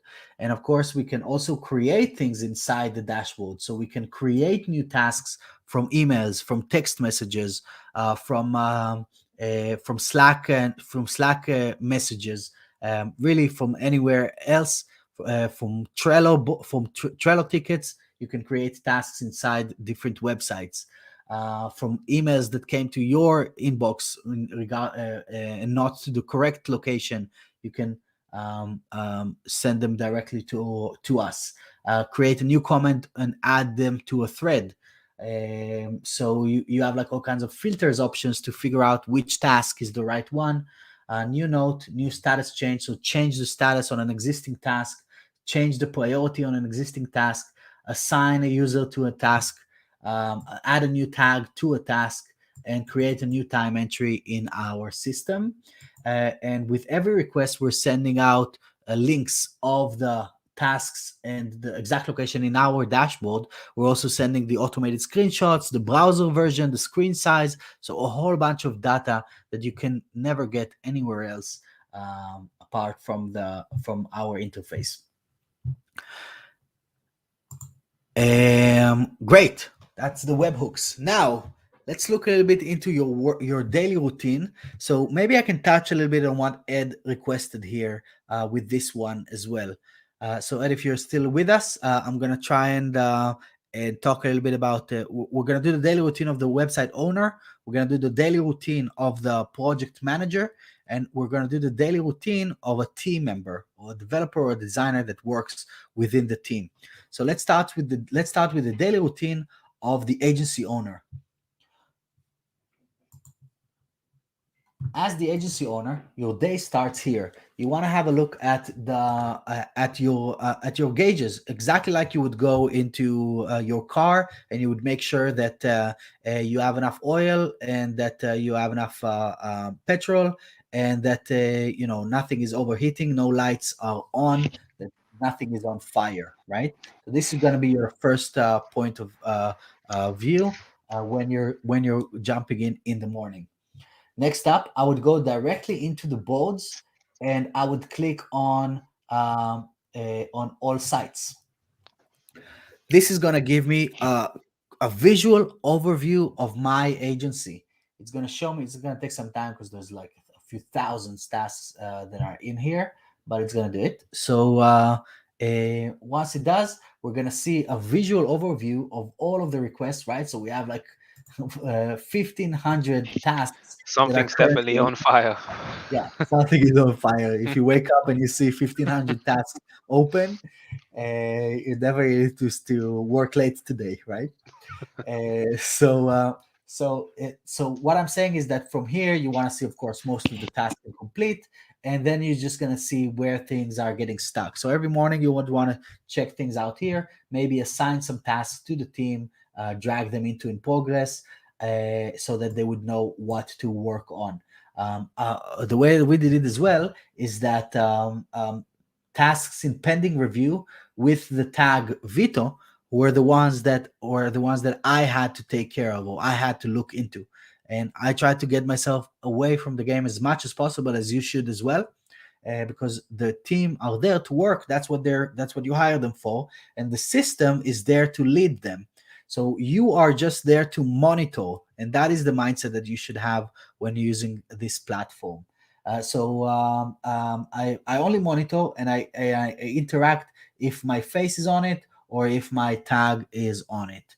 And then I dive in and check what need to do. I give them a note. Right here, I can add a note and see that there is something here, there's something here. And then I would drag this back to in progress so that the team will get back to it. And that's it. That is the day. That is the day of an agency owner. You just make sure that nothing is on fire, and you make sure that things are flowing in the visually in this task queue. Anything else that you would want to add to this, Joel? I think maybe showing what they can do. So let's say, for example, if you go to urgency, I think urgency is a great place to look for, if anything's on fire, especially if you've got, tons of urgent tasks, critical tasks. Yes. And like what you can do, like how our system helps if something is on fire, how you can quickly get this into your, the queue of what your team should be doing, like what you can do to sort of speed up that process of, instead of, because imagine you had 226 emails in your inbox that you don't even know are critical yet until you've looked inside the emails, right? So then you have to go to your Asana or Teamwork, create all of these tasks, mark them as a priority, assign your team member, and all of that doesn't happen here, especially if your clients are using the system properly, where they are marking stuff as critical without it being, what's the, like a crying wolf, Right. like a so like your clients are actually using the system to let my shop doesn't work, I'm not making any money right now, fix this sort of thing. And how you can sort of use this system to make sure that your clients are getting taken care of as quickly as possible. I agree, and I would even say when it comes to clients marking things as critical, this is one of our fears as agency owners, that everything is critical, everything is urgent, right? I would say that you don't have to consider everything that the client says that is critical as critical, because they don't know. We know what is critical or what not, but but it does mean that they think that it's critical, and that affects their emotional state, their affects that their mindset for the day. Because if they don't have the clarity that it is not, then they're gonna keep going like it is, stressed out and reaching out to you in every possible way that they can. You want to get that emotional gauge into your this view into their emotional state, just by allowing them to set the urgency, even though you know that this is not necessarily the case. And of course, you would go and say, okay, this is high, but come on. So from here, so if you're going to the status, and like we saw, we had like 3,000 tasks on the open, then you would want to go to urgency and start prioritizing things. What do we need to do right now? What is really on fire, and what can wait until tomorrow, because we're not going to be able to do those 3,000 tasks today. So this is a great way of starting to prioritize what needs to happen. And this is really the full agency, your entire agency, because I clicked on all websites. Now, of course, you can also do this per website if you want. Cool. So this is the agency owner's day, and it should be clean and simple. You just make sure that nothing on fire, make sure that the work is flowing, and then you walk away. You do the 1,000 other stuff that you have to do throughout the day, whether it's creating expansion revenue with existing customers, or creating the proposal for the next new project that you're bringing on board, or having some sales calls, or dealing with the billing, or dealing with the payroll, or dealing with the whatever, right? So this is one thing that you don't want to worry about. Let the work happen. So now let's do the workflow from the point of view of a project manager. So as a project manager, you would want to be assigned to the websites that you are working on. This way, what you would want to do, you would start from this screen. You would go to here and you check if everything is green.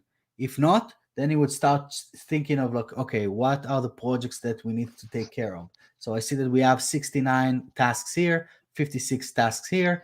This is almost complete, so we can actually launch this one today. So I'm going to start with this one and assign some tasks for the team. So I'm gonna go to this website, and I'm actually gonna from here I'm gonna click once it's chosen. Then I'm gonna go to boards, and it's gonna reselect this again, right? So this way it's gonna maintain that flow. And now I can see that I only have 2 tasks in here that I need to take care of. That one is in progress, one is pending review. So I'm just going to make sure that I can get this one unstuck, drag it back to in progress, and make sure it gets done today. And I would also leave a note to the team member that whoever is in charge of launching this, maybe it is me as the project manager, that this is going live today. Then I'm just going to keep going here on the sidebar to make sure that I'm gonna. So I gave the first view on the website screen, and then I'm just gonna stay here to do the work and to see what needs my attention further. So I'm gonna go to latest tasks first, or maybe oldest tasks first, so I can see what is lagging behind, what is staying, what was created a long time ago, or a long time ago can be last week, and hasn't been taken care of yet. And then from here, just going to go one by one and make sure that we're getting things to green. I just want to see everything green by the end of the day, and continue with the communications with the clients and so on. Then I might go to the email inbox and create some new messages. So I can compose new emails directly from here as open tasks for me. So for example, I'm going to text Jerome. Sorry, Jerome. It's too late, yeah. We're ready to launch the website today. So, right, we have, hey client, I'm excited to let you know that all is ready. I'll be in touch later today when the website is live.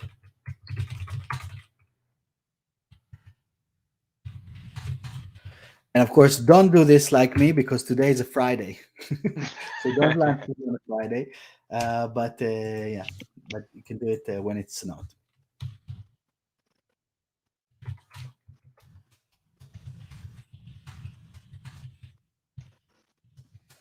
Cool. So I'll send that email to Jerome, and we'll move on from here and do my other stuff of the day. Yeah, that's the project manager. Anything else that you think I missed, Jerome? No, I think that's perfect. Cool. So you guys see, as the website owner, I haven't been to any websites. As the project manager, I haven't visited any websites. I might go to some tasks and see what is requested there, just by looking at the screenshot and seeing what is in discussion, right? We need to see how we can get this step done before bringing people to this page, this stage, right? Or have a run through the form and let me know if there's anything missing. Okay, so this is actually a request from the from an agency to the client, from Vito to the client. Change this image, right? We have it marked right here. So we don't need to go to the website. We can, but we don't have to. The work can happen fully from here, which is saving so much time if we could continue, if we follow this workflow. Yeah, I think a good point as well is even if you do have to go to the website, it's just a button click away, right? Yep, just clicking here, and we're logged in, and we're on the relevant page, and we're good to go. Yeah. Cool. Now let's do what Ed was asking. How does my day look like? So this is your daily routine as a team member when you are assigned to a bunch of tasks and you actually need to work. So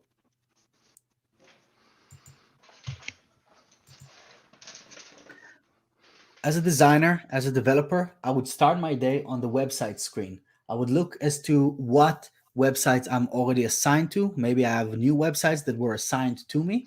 And then I would look for the ones that are not green. My goal as the person that is executing on the work is very simple. I just want to get everything to green. This is my inbox 0. This is when I won. So I want to go to each one of those websites where I have 2 tasks here, 2 tasks here, 5 tasks here, and make sure that I just get everything done. Now, if I have too many tasks, I need to start prioritizing. In which case, I'm going to go to the boards and look at the websites and see which tasks I'm going to need to do first. And I can change the urgency of the tasks and drag things and decide which ones I'm going to tackle first before I dive in. Now, if there is a project manager, this is going to be their role. They're going to tell you where to focus on.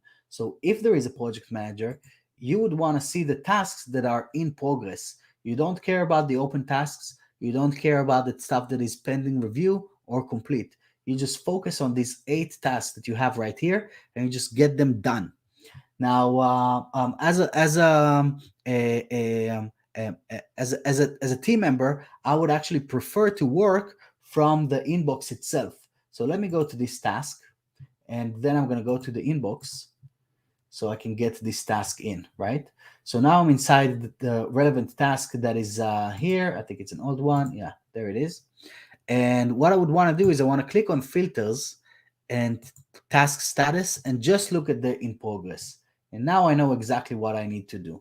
Let me look at some of the latest tasks here, right? In progress. This is what I'm doing today, right? So my role is now maybe have some notice here. Where? What are they talking about? They need some notice here, right? And then I get a 404. What do they get a 404 on? Here, right? Change. This function is not what I had in mind. What are they talking about? This, right? Change this text here, update this design here, replace this image there, and so on. Now, then I would go into then from here, I need to use this image. Someone sent me an image and I need to use that. How am I going to do that? Before Atarim, you would get an image into Dropbox or email or something, then you would download it to your computer, or the project manager would download this, and then they would send this to you via Slack or upload this to some kind of a folder, so that you as the developer or designer need to go to that folder, download it again, take it to Photoshop, optimize it, maybe take it to tiny PNG and optimize this for web, then download it again to your computer. Then you would need to go to that relevant website to upload that picture in there, right? A whole bunch of steps by a few different people. Here, the client provided the image. We're going to click this button. This image is now automatically minified for web, and it was now pushed into the relevant media folder, so that all I need to do is I need to start working on this task. So I can see that there is already a timer active. So what I'm going to do is I'm going to start this function. Yeah, this is the one. I'm going to start this task, assign this to myself, and click open task, which is going to log me into that relevant website automatically and pop that request exactly where it is. So now all I need to do is I just need to edit the page and maybe just like let me click that because I'm in full screen mode. And then I would just need to assign this image to the featured image, for example, right? But you can see it's right here. I already clicked it before, so it's here twice, but you only need to click it once.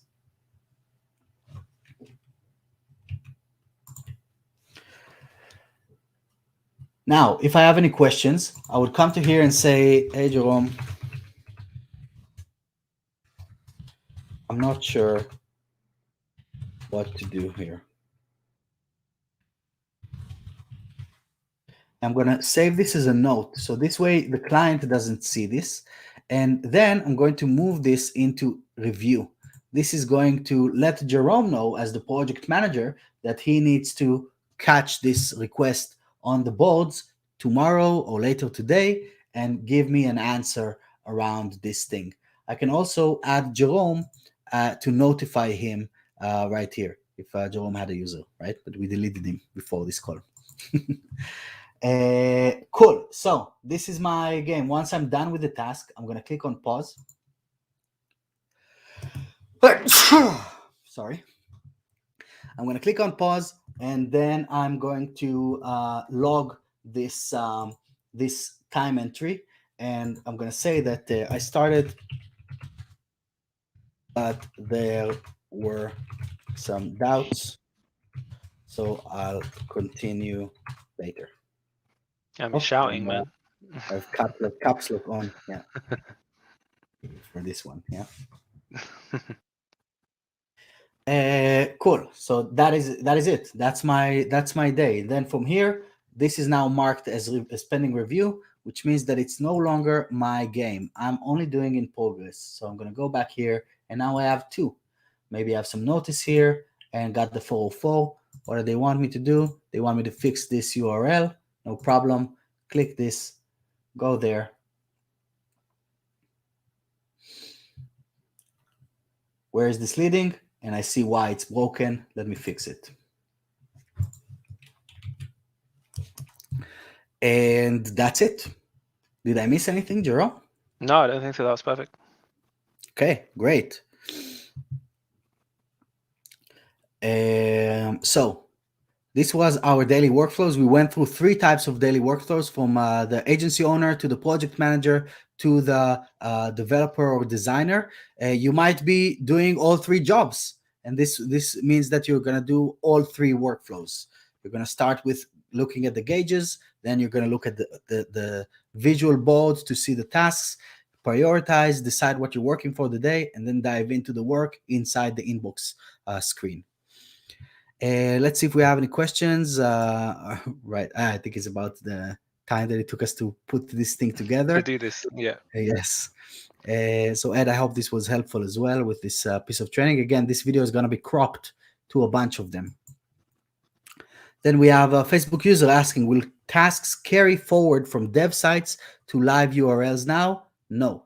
The websites are going to stay, the tasks are going to stay on that website, but the website is still going to be visible inside your agency dashboard.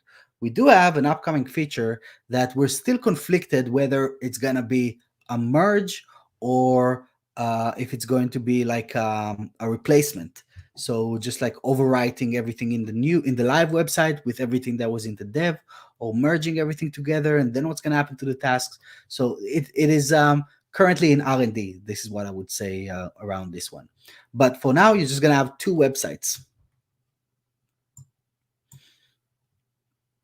Oh, stick around as well until the end, and I'll show you something that is going to make it very nice, even if you have two websites, one staging, one dev, or five websites. Let's say you have one staging, one dev where you started, one live, one that is the subdomain for the support or the LMS or whatever, and then another one that is whatever, So like the upcoming feature that I'm going to share with you soon or after this training is going to be showing how we can bundle them all up.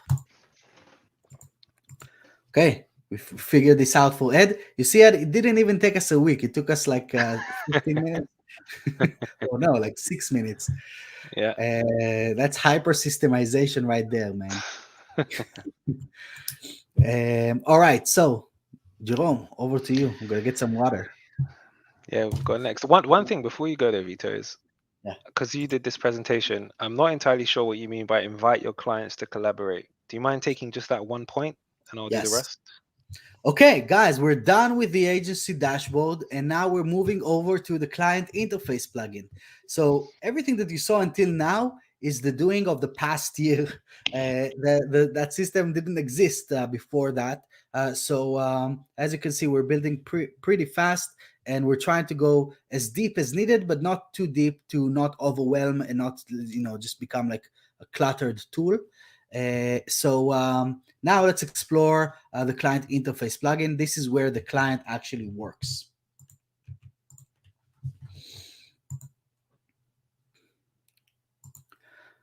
So the first thing that you want to do here is you want to invite your clients to collaborate. Now, how can you do that? There's a few ways to go about this. Then we're going to go through that. We're going to explore the front-end login, and we're going to explore the first visit by a new user.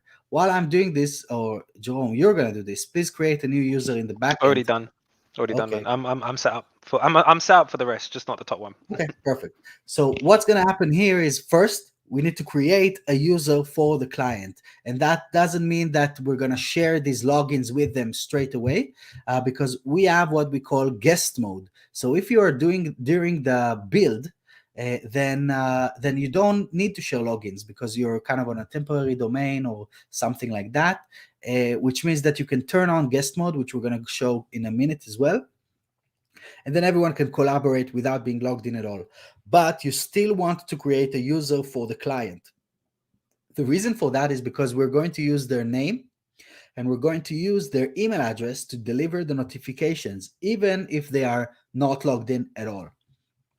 So now we're going to explore the flow for when we are going to share the logins with the client. So what we would do is we would go to the website, and we would want to click here on the share link, and we would want to copy this link here.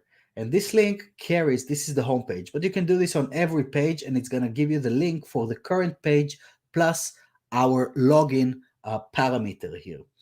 So I'm just going to click on that, and now I have it. I'm going to go back to my agency dashboard into the email inbox, and I'm going to compose a new email to the client that is going to send this. Now, I also want to show you that inside your account, so let me go to my billing account.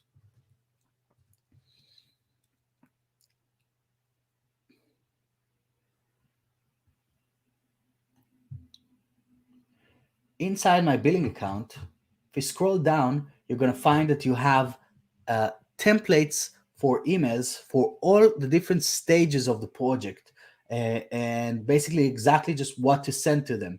So let's say we have a new project and client, and we are currently in the sitemap stage, or we're in the wireframe stage, or we need them to approve the design, or we need them to get on a care plan, or let's say the client didn't send us the content and we want to reignite the project with Atarim in mind, or they didn't approve the design and we want to empower them with a tool that actually makes sense to them instead of just sending screenshots back and forth and spreadsheets. So you have all of those emails right here. So we want to invite your client to collaborate. You just need to figure out which step is the right one. In this case, I'm just going to take this and I'm going to copy this entire thing here.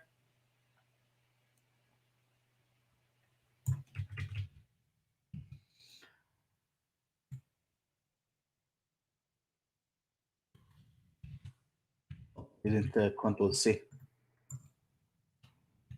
Right. So now I have this message in here, and I'm going to take this, simply hit this link. This is the link. Insert URL to client side or development side, right? So this is it. And we also have like some formatting that came from the other place. So I'm just going to go to normal here, and I'm just going to go this and normal back. So we're nice and clean again. Cool. So now we have sometimes approving design for a website. Hey, Jerome, right? So I'm just going to change this. Oh, I'm still with the caps lock. Maybe that's why I didn't get the Control C. Apologies for the lack of clarity, right? So we have that kind of message in here, and we're going to just send this out to the client. Of course, to subject line and all of those kind of things. This is going to give them a link that when they click on this, Jerome is going to take over and he's going to show you what happens from here with the login, with the front-end login, and with the first visit by a new user. Yeah. Cool. All right. So let me just set up here.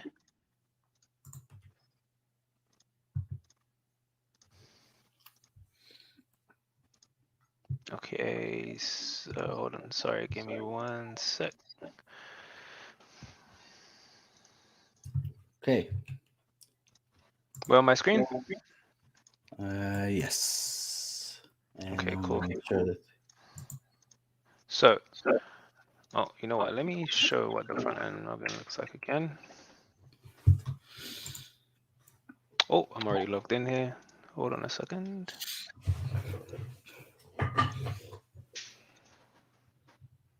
Okay, so while you're doing this, I have a question from or a request from Ed here. And then I can tell you that canned responses, which is what you're describing, is coming 100%. This is the not only that, but we have created 30 some emails that are proven to work for agencies, and we're gonna load up your thing, or we're gonna allow you to load them up into your canned responses for every, not only stages of the project, but every situation that comes across when you are working as a web agency, and whether you need to ask for an additional budget, or you need to fire the client, or you need to decline a project, or anything like that. From the good, the bad, and the ugly, we have all of those templates are already created and waiting for this feature to hold them. Right? How fast was that, Ed? We're killing it to Ed today, Jerome. And Okay, so I'm ready. Okay, so once your client clicks on that link for the login, it will give them this pop-up. And the great thing about this is that, you can white label this as well. So if your global settings are turned on, like how we showed you before, and it is white labeled, or you can do it inside the plugin, which we're going to show you in a bit. It will show your logo here. They won't be on the WP admin screen. And once they do click here, it also doesn't take them to the admin, which is a huge benefit, because some clients, they get into the admin and then just like, what am I seeing right now, especially if they've never seen WordPress before. So if they click login here, so we ask them what is their role, and I've renamed these already, which we're also going to go in, but you can name these what you want, and it's intended for all of the different types of people or the different types of users that are going to be using the Atarim interface plugin on the website itself. So your client should be choosing the one called the client, right? This is you, the admin, and contributors for outside work. That's how I've named them. So once your client chooses this, here they can select the notifications they want to receive, and you can control the choice they have here inside the general settings. So if I don't want them to have the option to choose to be notified for every task being marked as complete, I would tick that off, and this option would not be here. So I'm just going to leave them all on for the demo. And then we also have a very short video to show your clients the very basic functionality of creating tasks on the front end. And we also have one specifically for webmasters as well. So if you are logging in for the first time on a new account and you are a webmaster and you chose, that you are an admin of the website, we will show you a different video, which I think is Vito introducing you and going a bit deeper into the system. This is just a very simple video to show your clients how to use it. And now if I click let's start, now, instead of being thrown into the admin, I'm seeing my website as the client. So I'm not coming into here. Oh, why am I not logged in? Oh, it's because I logged out. That's why, sorry. I logged out to show the new user flow. That's why. So, but when your client they will be logged in and they click on, they won't be thrown into, what is happening here, Vito? Why am I not logged in? What is going on? you have the other login already going, right? Do I actually? Hold on a You want to do second. it on incognito, and then it's gonna work Yeah, perfect. yeah. Okay, here we go. Yeah, I need to be in incognito. So, usually they go to the WP admin, they log in, it takes them here. They don't know what they're doing. But here, and this isn't just for their Oh, we first can't visit. see that screen, Jerome. Oh, sorry, my bad. Sorry. You can tell it's late here. Yeah. Okay. Can you see that? You can see it now, right? Yes. Yes. So instead of being thrown into here, every time they come to their website, if they are using the correct link, like the one Vito showed you, the ones here, they will always be given the pop-up. And once they log in, they are taken to the front end. And I advise to turn off this bar entirely. So, inside the edit profile, you can turn off the top bar, so they won't even see that at all. So, if I turn this off and then we refresh, your client is only seeing the things they should interact with, and that is the client interface plugin. And if they have watched the video, they know, that they can create a task. And I think it's a really great thing to introduce your client to their website where they just see the front end straight away. And this can be done with tasks as well. So inside here, and we are going to go into this in detail in a second, but I just want to show that you can also do it with tasks. So if I open this and I log in, it will take me directly to this task, whereas this one takes me to the page itself. And then what we have up next, it's all right, Vita, I've got it. I'm on your screen. Okay. So creating a new task. So one of the very most basic functions that we started this whole thing with is creating tasks on the front end. So if I want to create a task, what I need to do is click on this plus icon here, and I can choose where I want that task to be. So if I click here, you're going to see a red box that shows up, and essentially what this is doing is just showing you all of the divs on the page. And we've got like a sort of a shadow behind it, and we've made it red, so it's very obvious to see where you're selecting. So let's say I want to talk about this specific icon to my client. And let's say my client wants me to make this a different color. They can just click here and tell me, can this be red? And they add that task. And if, because of the way the screenshots are generated, what this should do, hold on, it takes a second to show up. Oh, let me make another one, hold on. So let's say they want me to, can this be 2 sentences instead of a whole paragraph?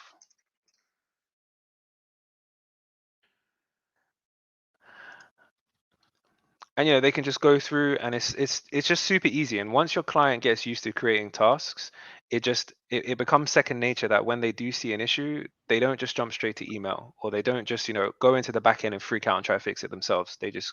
So we've tried to make it as simple as possible, and I don't think it can be simpler, honestly. And then hold on, let me go back to this task quickly.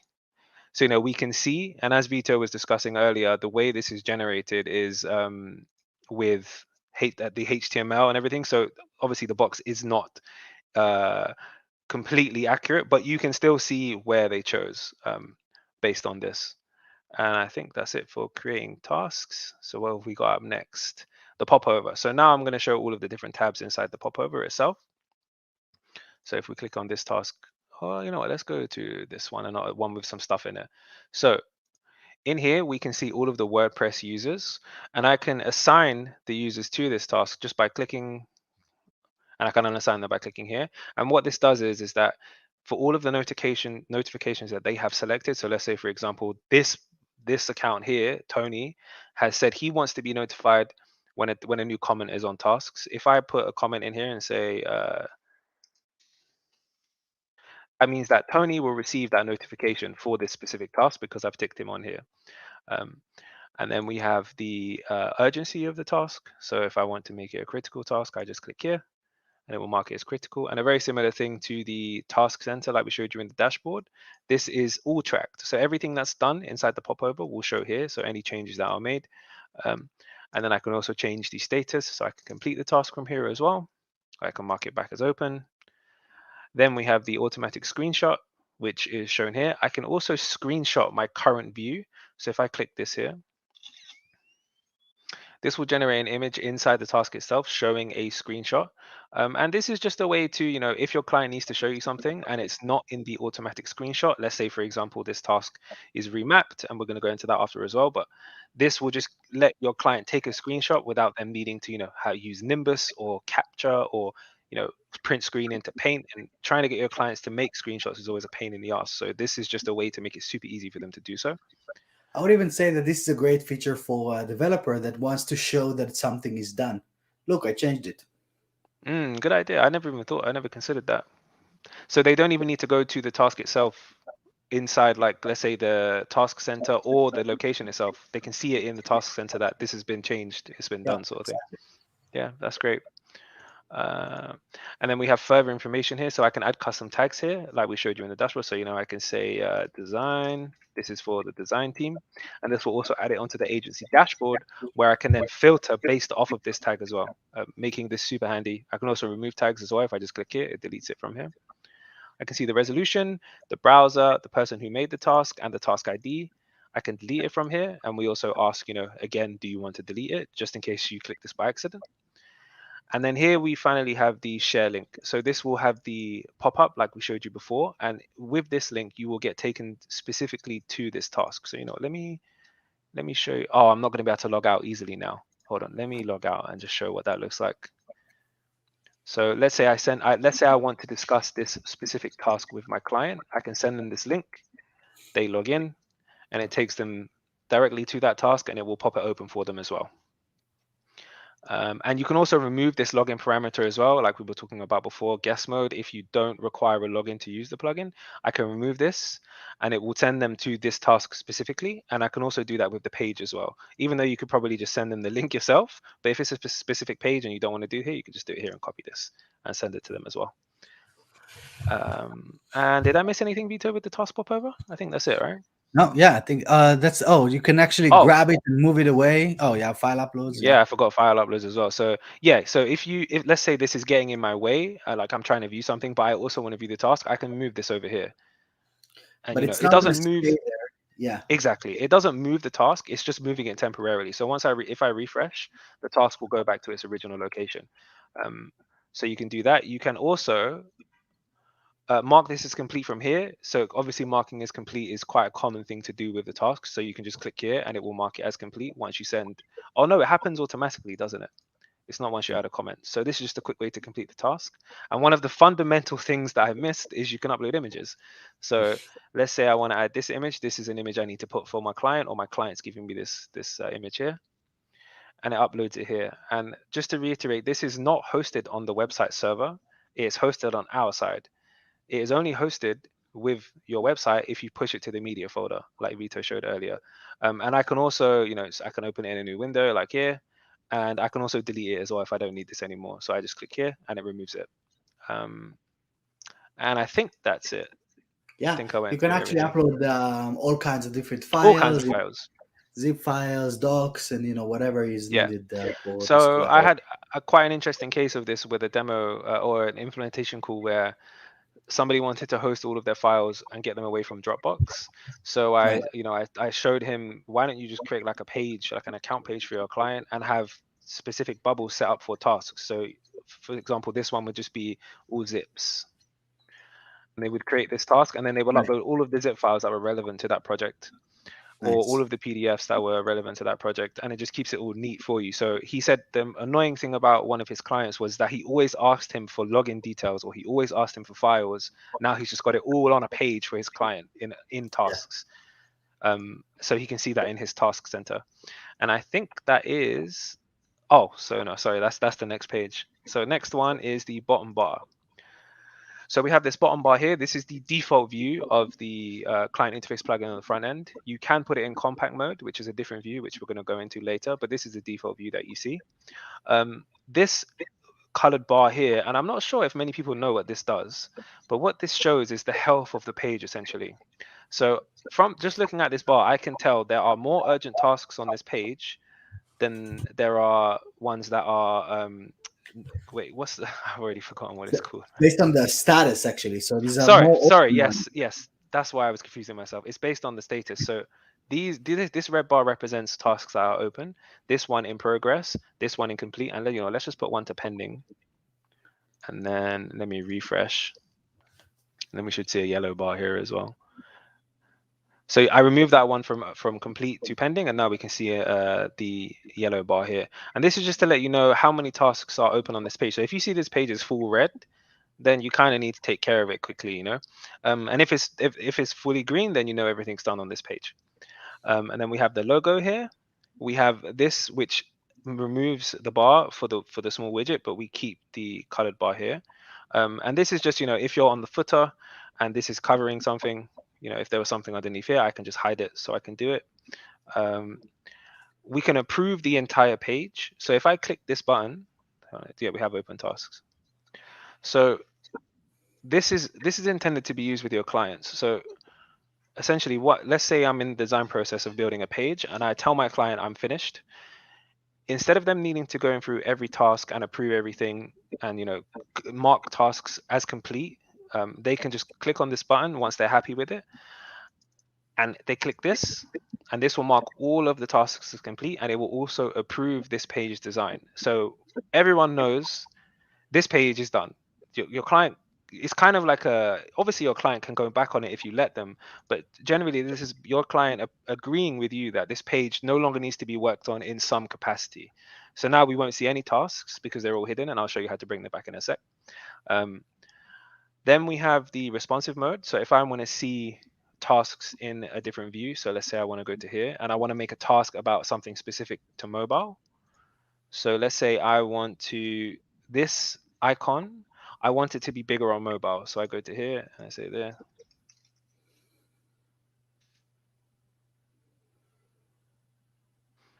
And the great thing about this is that what this does is if I go back to the view, it will be attached to the right place. Sorry, I mean, let me get rid of this link.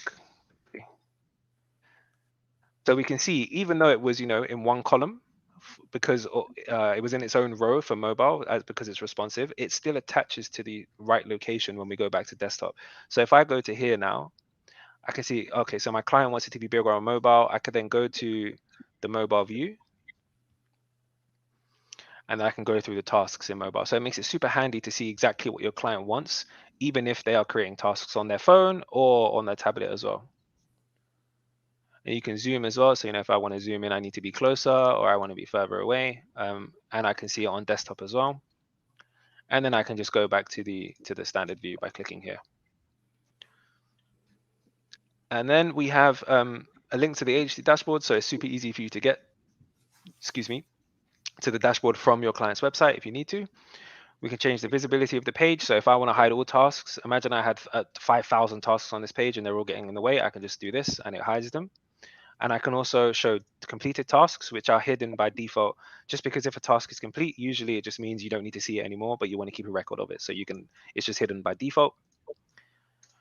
We can ping reports, and we're going to go into this in more detail in a bit. But essentially, if I click this, it will send a 24-hour report to whoever has this notification turned on in their account, and the same with the 7-day reports. And we'll show you what they look like afterwards. The share button we went over, but I'll go over again. This is to attach a login parameter, which will show a login pop-up for your clients so they don't have to see the WP admin. Or I know you can create custom logins for admins, or for the WP admin, but it takes them to the back end. This keeps them in the front end even after they've logged in, so they can use the client interface plugin without being confused by the WP admin. This is to create tasks, as we saw. And then we have the general tasks, and this creates a task on this page, but it's not attached to a specific element. So let's say I want to speak to my client about something related to this page, but not related to its design. Let's say I need all of the content for this page. So and if I've set it up where my client gets notified for this, I can put my client as the person to be notified, and I can add this comment. And what this will do is it will send a notification to my client about this task with the URL. And when they come to it, when they click on it, it will come to this page and it will show this pop-up. And this is just a way for you to create, tasks that don't need to be put to a specific element. So this can also be good, like I was saying, for the other guy, the guy I had in a demo who wanted to attach files. This could also be used because in that case, it doesn't necessarily need to be attached to an element, right? It could just be a general task. And then we have the task sidebar. So if I click here, it closes, and I click here, I can open it. And I think, do we go through the sidebar? Let me just make sure. No. So this is all of the tasks on this page. And if I click on each one, it will take me to it. You should go to the sidebar because I don't know if No, it's not. It's not there. So I'm going to go through it now. So clicking on these will take you to the tasks themselves. Scroll to the place where it is. This is a general task. This one is hidden, so let me just show completed. And we can see where that task is. I can also see all tasks that are across the entire website. So if I click all pages here, this will show me every single task that is on this website. And if I click on one of them, for example, this one. Oh, was that on the same page? I think it was on the same page. Hold on, let me find one that isn't this one. So this will take me to the page where the task was, and it will open it for me. So I can see this is a general task on this page specifically. And I can also see backend tasks as well. So if I go to here, we don't have any backend tasks. We're going to go through that later. But essentially, if a task was created on the backend, my browser is not happy with me at the moment. For some reason, it keeps logging me out. But if a task was here, I would be able to see it on this sidebar in the backend, and then I would be able to go straight to that task in the backend by clicking on it. It's very similar to how I was just doing this.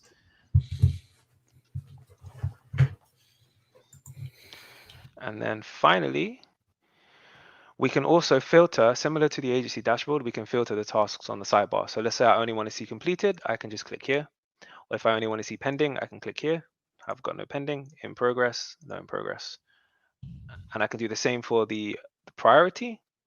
So if I want to see only critical, or if I want to see only low priority. And then I can also search for tasks, and this is based on the string search. So if I'm searching by the task title, if I put function, you see this one comes up. If I type 40, you see this comes up, and it's just super easy to find the task that you're looking for. Close it by clicking the X, or I can close it by clicking the tasks here. We can also see the amount of tasks on this page in this little bubble as well. And finally, if I click this, the widget does a very similar, has very similar functionality where I can create tasks by clicking here. And I can also open it by clicking here. Oh, and also you can move this. Can you move this one? Oh, we can't move this one. My apologies. We used to be able to move it, but you can move it in compact mode, which we're going to go into after. And then what do we have up next? The bottom bar I just went through. Okay, so compact mode, perfect. So let me just turn compact mode on. And I think, did you go through this? You went through compact mode in the agency dashboard settings, right, Vito? Yeah, what I talked about it briefly, but no one has seen how it really looks. Okay, so inside the settings screen here, if I turn compact mode on, what this does is it removes the bottom bar and it replaces it for the widget, which is, if you are, from the WP feedback days, you will recognize it. I don't think I saved it, did I? So this is intended to use if your client is a bit overwhelmed by the bottom bar, or you just want to make it a more minimal experience. It removes all of the functionality from this bar in terms of the responsive mode, the links to the agency dashboard, but you still have the sidebar, all of the filters, and I can still create general tasks and I can create normal tasks. So it's just, I think it's good for clients who are maybe you feel are more prone to not like a new solution that you're trying to introduce them to, and introducing it to them quite slowly by introducing them to the compact mode first, and then maybe introducing them to the bottom bar once they've got the hang of using this tool. And you can also you can also move this around as well. So if this is in the way, let's say you've got a full width section and you want to see what's under here, you can just move it. And if I refresh, it goes back to normal, and I can attach it to wherever I want, essentially. So if I want it down here for a bit, I can put it here, and I can do what I want with it. And I can open the sidebar from here as well. And I think that's it for the sidebar. Oh, sorry, that's it for compact mode. And then general tasks, I already went through when we were talking about the creating tasks. Okay, awesome. So that's done. So what we got up next? Next up, we got guest mode. So I'm gonna take over here. Let's see if we have some questions. So we have a question for Facebook user. Do I remember there being comments about potentially having functionality for non-WordPress websites? Maybe I made that up. You haven't. This is definitely something that we are working on. I'm gonna share actually some really cool progress on this right after we finish this roundup.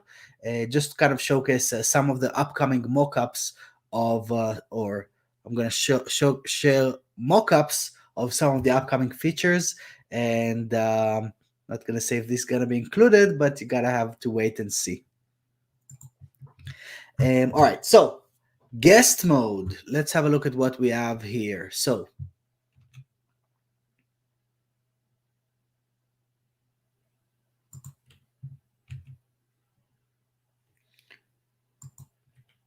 one second.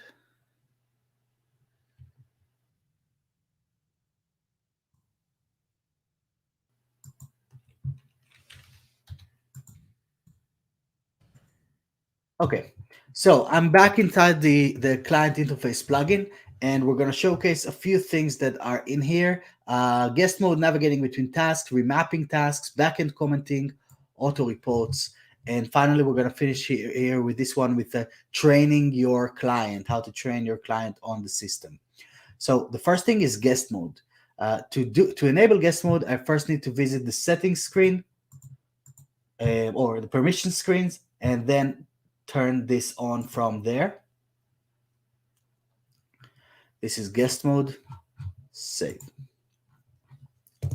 Now, this means that users don't need to be logged in to collaborate and interact with the interface. What we want to do, if you guys remember, when we invited the clients to work, we learned about how we need to create a user for them, even if we're not going to share the logins to that user with them. This way, we can choose that user from this drop down here that says the client. This is going to identify who the client is, and it's going to make sure that they're going to get the notifications, the email notifications, even without being logged in at all.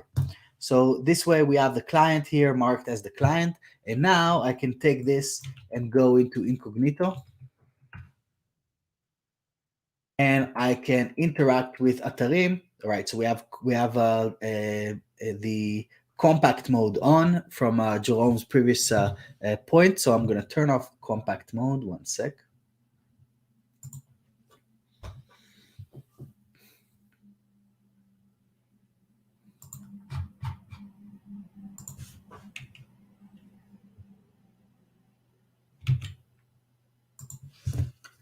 So we can see the full effect of what's going on. So one thing, because now I'm not logged in, I am in what we call guest mode, and you can see that I can see the points here at the bottom. I can see the bottom bar. I can see the activity progress on this bar here. I can see our logo, but this would be your logo when you use the white label tools, as well as it's going to link to where you want it to link to. As a guest, as a client, I can approve this page, which is already approved from what I can see here.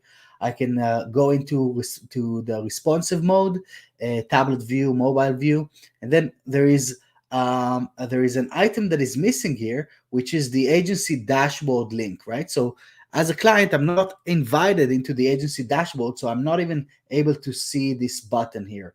But I can see the visibility, I can send some reports, I can see the share, and so on. Now I can also click this and create new tasks. So for example, replace this image.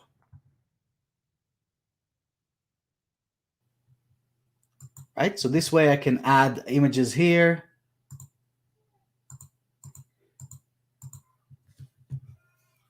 And this is going to make sure that I can leave those images directly in there as the client. Now I can also change the status of this, change the urgency, but I also have control over these items. What do we want to show to the client or not? Which is what we're going to see on the later on this training. We're going to see how to disable or enable some of these options. But basically, guest mode allows us to interact with the interface without being logged in at all.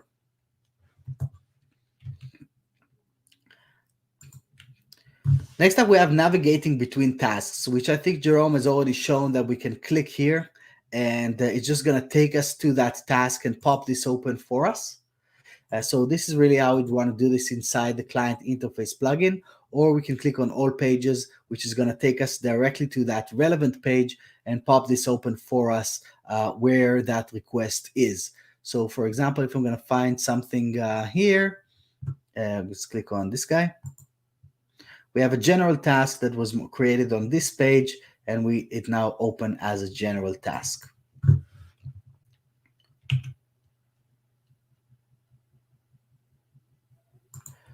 Right, so this is actually a good example here for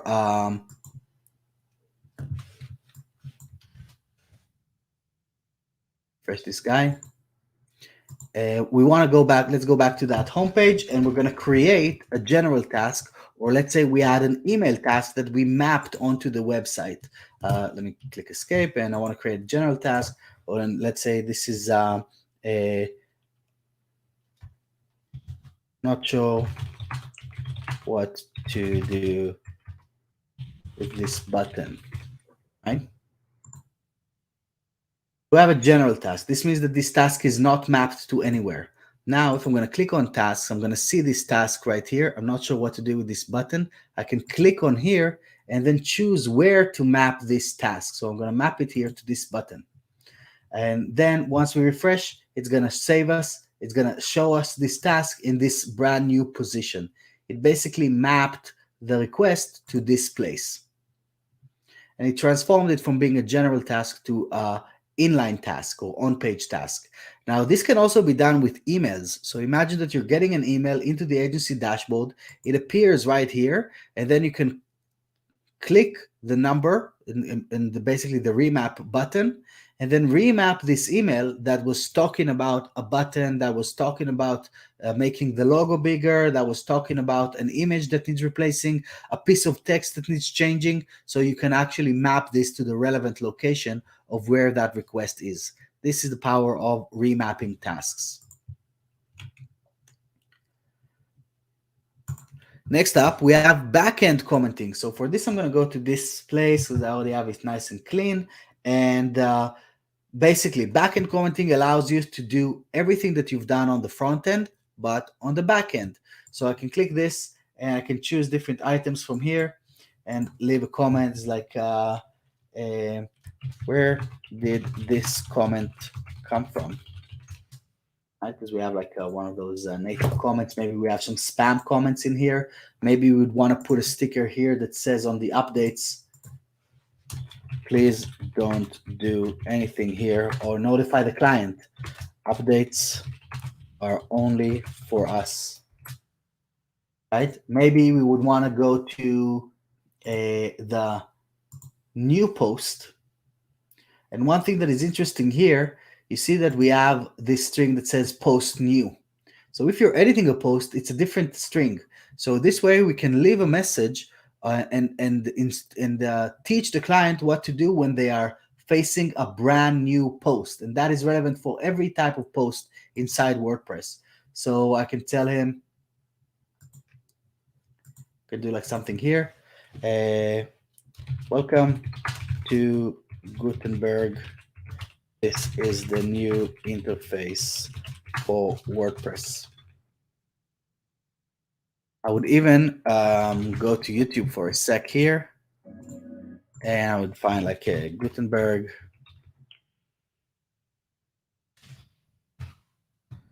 training, and we have one here from we have one here from Paul, a friend of the system. So we're gonna take this link, drop it in here, so we can teach them a little bit about this thing. Oh, I shared a different link. No, did I share the right one? Let me refresh.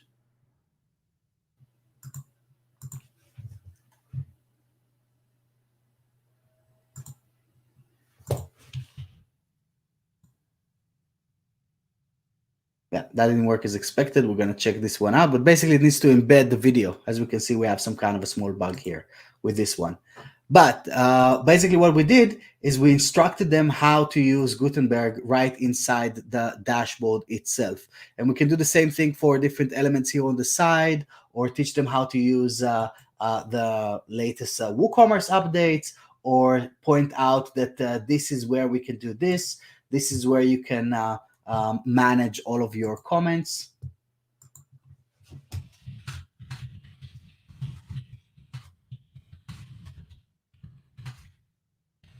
So let's say that the client is asking us about, where do I do that? Where do I do this? So instead of trying to tell them, okay, go to the website, log in, click on this thing, and then go to there and figure it out, you just go create a task, and they're going to get a notification straight away. But you can also share this link with them with the front end with a login parameter and everything. It just like points out directly to anything inside the interface.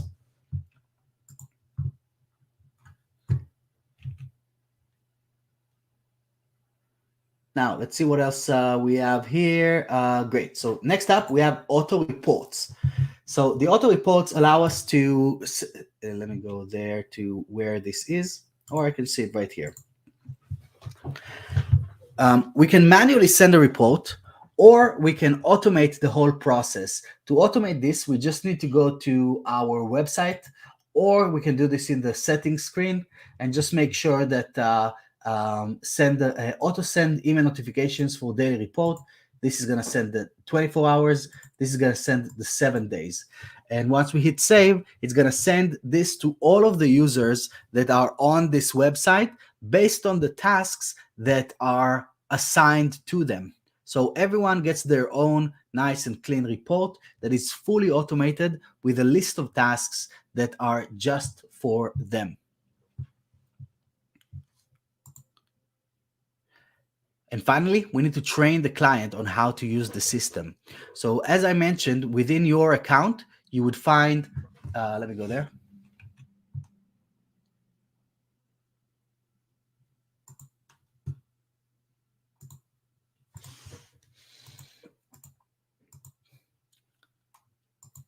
Okay, how to train your clients. So inside your billing screen, you will see that you have like emails that you can just copy and paste for each step of the project that is going to train them on how to use the system. Now, more than this, I can tell you that we're already training the client. So we saw what happens when a user is landing on the website for the first time and how we're taking them through a flow that shows them a short video and explains to them what they need to do. But if you want to be extra sure, extra safe, you can send them these emails that are going to explain to them exactly what to do, depending on where you are in the stages of the project. You can click here and it's going to download this as a Word doc as well.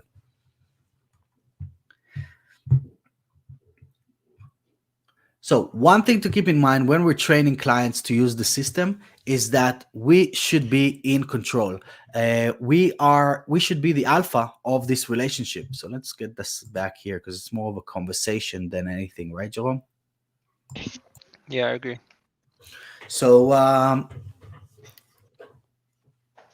when we want to train our clients, we want to make sure that we are in control of that relationship. This means that we want to guide them as to what is expected of them at every stage of the process. This means that if they are steering away or they're trying to create their own system that doesn't comply with the systems that we have put in place within our own businesses, then we got to put them back on track. So it's like when you would go to like a retail shop and you would tell the guy that you want to return this item, but you don't have a receipt and you don't know where you bought it and you don't know what's going on and you bought it on it's and it's broken in half, right? So they have a system that says no, you can't do that. Or you have to, or let's say it does want to replace it, but there is a form that needs to be filled out, so it's going to give you the form and you're going to fill up the form and then you're going to do this. So there's a procedure, there's a process that you need to comply with, and that is the same thing for the client. The guy at the retail shop is not just going to take the broken thing and give him a new one. He has steps to follow, and so does the client that he is serving. So we are no different, even though we might not be at the same size or scale. We are providing a service to another party, and we have to make sure that we are taking full ownership and responsibility over that relationship. So if they are sending you a text, sending you a WhatsApp message, you can either direct them into email within the support desk, but even better, tell them just go to the website and point out where it is. And then they say, well, I just sent you here, but like there's gonna be a lot of back and forth. Just go and point it out over there. Here's the link, right? So even if it requires an additional step from you to put them on the right path initially, it's gonna be the right thing to do in the long run because you want to get them into that habit. I think you can, if you do want to take that extra step, you might as well create so if you know what they're talking about, let's put aside if they are confusing you in terms of what they're asking, but let's say you know specifically what they're requesting, create that task yourself, then get the share link, send it to them and say, hey man, it would probably be better if we discuss this on the task itself. I've created this for you on the front end, please go here. And that will show them the power of the platform without you needing to force feed it to them or like shove it down their throat. It's like showing them the power of it and they'll realize, wow, this is really cool. I should be using this, not WhatsApping. And if you do that every time they WhatsApp you, sooner or later they will get the message, okay, I'm just going to use the system, because the client will realize they're wasting their own time by doing that. Yeah, and basically once they get the hang of the system, it is going to save like not a few seconds here and there. It's going to save like days of back and forth and shorten the workflows for both of you and them. So you want to make sure that they are able to see the value that you're providing to them by doing this. Now, I would also tell you about training the client is something that I've recently learned from our users. A lot of users are introducing the system during the initial sales call or during the initial discovery or both. Basically, you show them here is how we're going to be collaborating when we get started or from this point on, and this gives the client the confidence, and they see your logo on that system, they see your colors on it, and it shows a level of care that you have put into not only how am I going to build a website, but how are we going to actually deliver the service. And so I would definitely encourage you to do this, or at least to try this as part of the sales process and the discovery flow, because I've been hearing that this is helping a lot of users to close deals just based on showcasing a simpler way of collaborating instead. Because a lot of clients have done this stuff before. They tried to build a website, they got burnt by a different developer or designer, or they experienced how difficult it is to take those screenshots, to annotate this, to do back and forth, to send this all, it's just a nightmare for both sides. It's not just your nightmare, but it can easily, not having the proper system can easily become the client's nightmare as well. So you want to show this to them early on, and this way it would make sense later on. Cool. Jerome, anything else you want to add to this? No, don't think so. Okay, great. So over to you. Let me open this up here.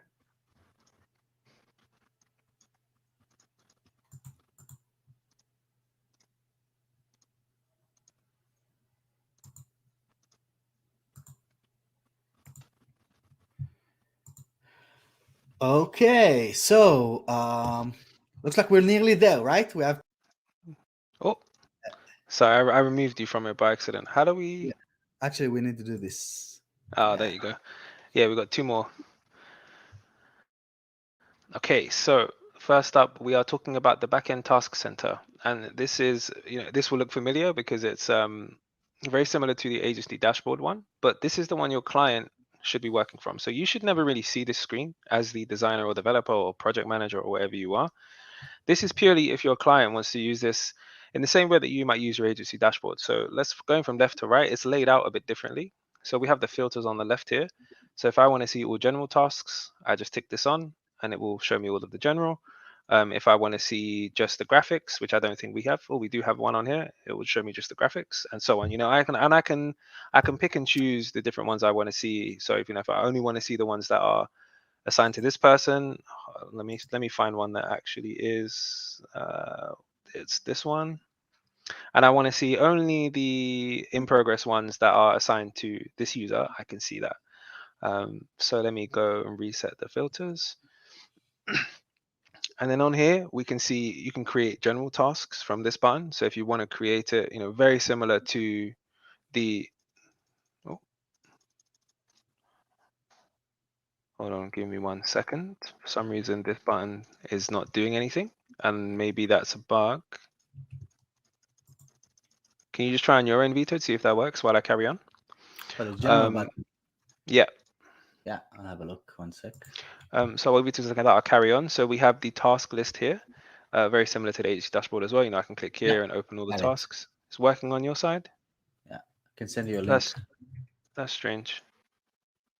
Go here. Where did you send it to? Here on the chat. The I see chat. it. Yeah, I see it. Thank you.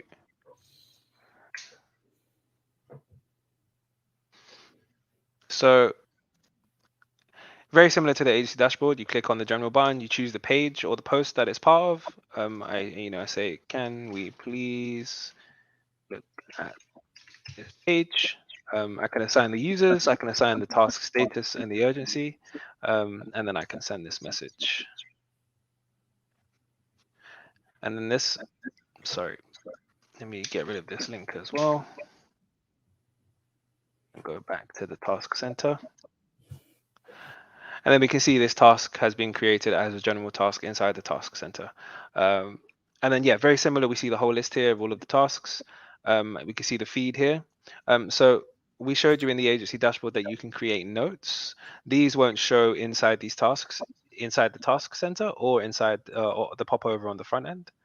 We can also change the title of the task, and this is a perfect example. So imagine, this is a typo completely. I can then change this to make it more obvious to what this is talking about. So let's say this is a PO code that I need to add to a form, and I know that I can say PO code for this section, just to make it a bit more obvious about what this task is, instead of it just being stuck with this weird task title. I can then see who created it, the date and the time. I can open the task page, very similar to the dashboard, but here I don't need to log in because I am already logged in, but it will open it in a new tab and it will take me to this task. I can leave a comment. I can also attach files here as well. So, if I want to attach, let's say again, this image that I was using before, we can see it here. And then on the right-hand side, we have, let's go to a different one. Oh, before I go on to that, we can also see all of the notifications here as well. So if I change stuff, so if I go to here and put it as critical, and this will also show in the agency dashboard, everything that happens here is happening on the agency dashboard at exactly the same time. That is pulling in exactly the same data. And then on the right here, we can see the automatic screenshot. We can see the additional information, the resolution, the browser, the person that made the task ID. I can also add and delete tags from here. So dev, say I want to add this one as a tag. I can change the task status, I can change the urgency, and I can also delete the task from here as well. And I can change the notify users. And this obviously does not show the agency dashboard users. It only shows the WordPress users that are in this website. And this will notify them based on their notification settings. And then finally, what I can do is I can search by the task title. So if I put new, see all of the tasks that have new in the title, or if I put let's do a specific one, so new test, we'll see the one that is called new test here. And then I can fire daily reports from here like we went through before. I can fire weekly reports, and I can restore orphan tasks. Now, before I go into this feature, Vito, can you just confirm for me that we are in fact still using this button, just so I know? Which button? This button, the restore orphan tasks button. Yes. So this is like a fallback of a fallback. Yeah, we're already automating this on that's so what I many thought. levels. Yeah. But if this does happen, if you do get a place where, let's say, so where could this happen? For example, if you had a page builder activated, and then you deactivated that page builder, which completely broke the HTML of the page. Then you visited that page, so all of the tasks tried to find their previous location, and they couldn't. So what they did is, instead of deleting the tasks, they all got transformed into general tasks. These are what we call orphaned tasks. They have no home, right? They have no parents. So what we the reason for that is that the HTML changed so significantly that we couldn't find where to place this request. And so what we did later is that we made sure that if you reactivate the plugin and the or the page builder, and the HTML has came back to its original position, or even close to its original position, you can click the restore orphan tasks button, and then it's going to re-look for those original places and remap those tasks to where they were supposed to be on. Yeah, and the reason why I had to ask for clarification there from Vito is because I knew that we are trying to automate this. We just haven't implemented it yet. So if that does happen, we will try our best to remap those tasks for you instead of you having to click this button. And then one thing I didn't cover is that you see which type of task it is inside this little bubble here. So I can see these are general tasks. I can see this is a graphics task, which we're going to go into in the next slide. And I'll also be able to see if there are any email tasks here as well with the tags, if there were any assigned to this website. And I think, Vito, can you put the presentation on your screen quickly, just so I can go back to it? Yes. Thank you very much.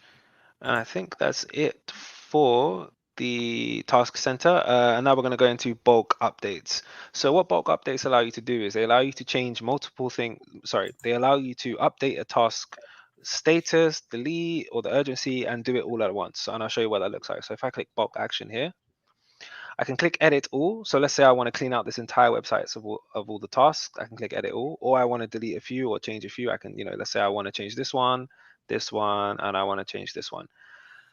And I want to make all of these pending.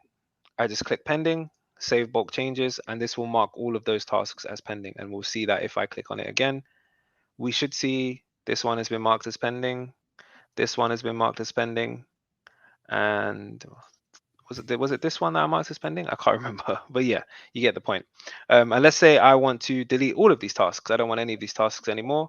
I could just click delete, say yes, and it will just delete all of the tasks for me. Obviously, we advise against doing that if these are actual tasks your clients are creating. But if you're messing around with the plugin and you wanted to clean it up for your client or anything like that, you can just come here and do bulk edits. And I probably shouldn't have done that because now I have no tasks. So let me just quickly go and at least create one.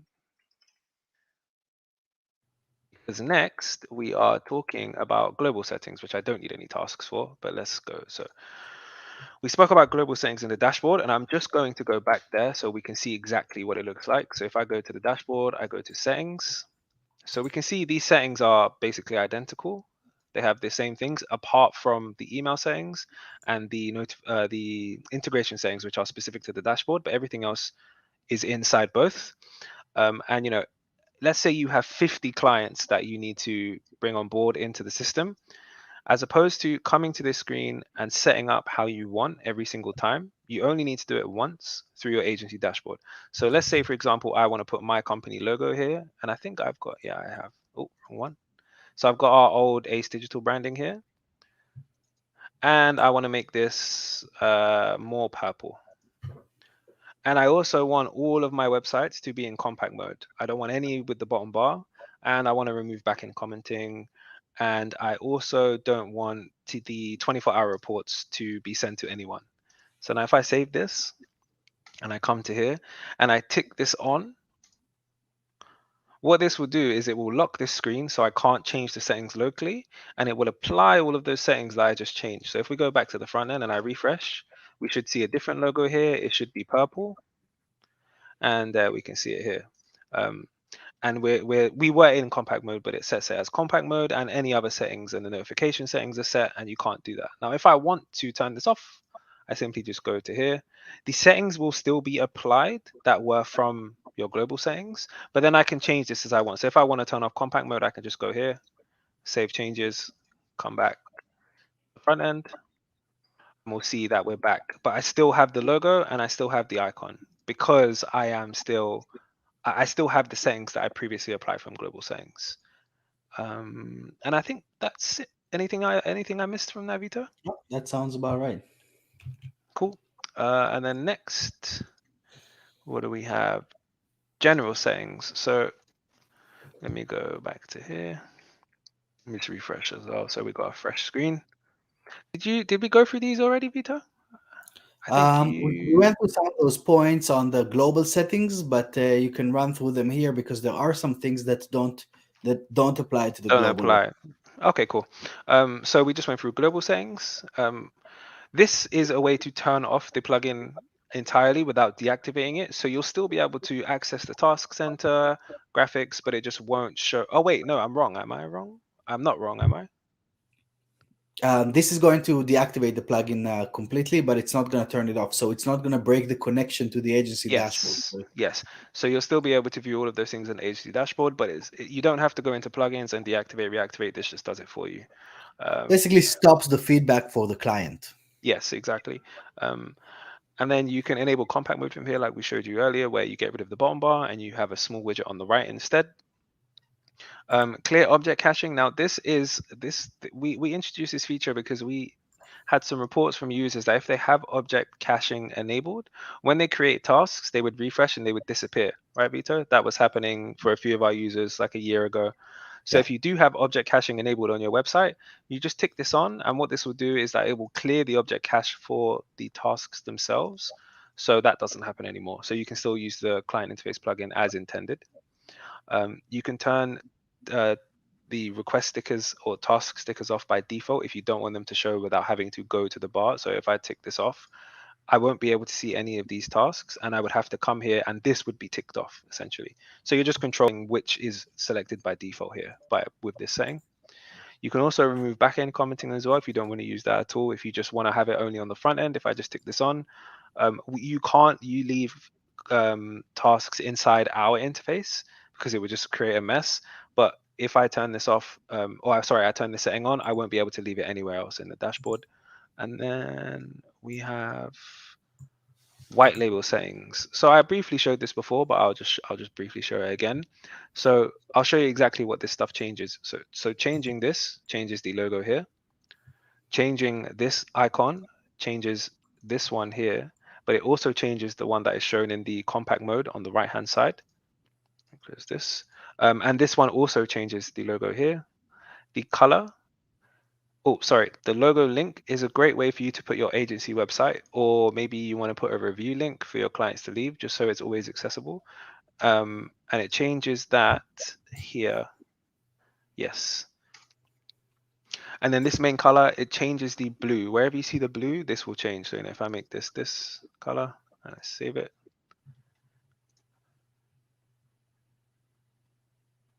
and then I refresh,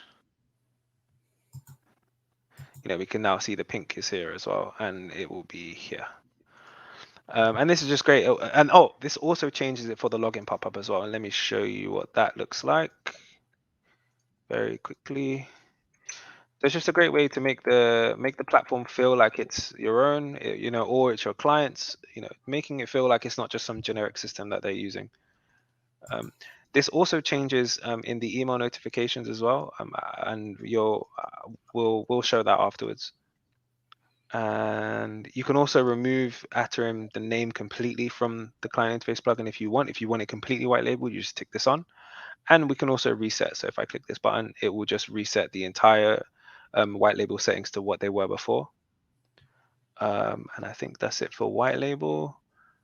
And next we're going into renaming user types. So this is on the permission screen. Oh, actually, keep going with the inbox notifications in there, because there is a new feature that we added just on the latest update. This one. Yeah. Yeah, sure. So inside the dashboard, you have the option. Let me go to it. You have the option, and we highly recommend that you do set it up where you can add these records to your DNS to basically allow us to send emails on your behalf safely. And when I mean safely, I mean you're almost guaranteeing that all of the emails you send will actually go through. Whereas if this isn't set up, you can set it to any email you want. And this is why we say unsafe, safe here. So if I turn this off and I set the from email here, wait, where is the from email? Shouldn't this change? Yeah, maybe when you save. Is it when I save? Sorry.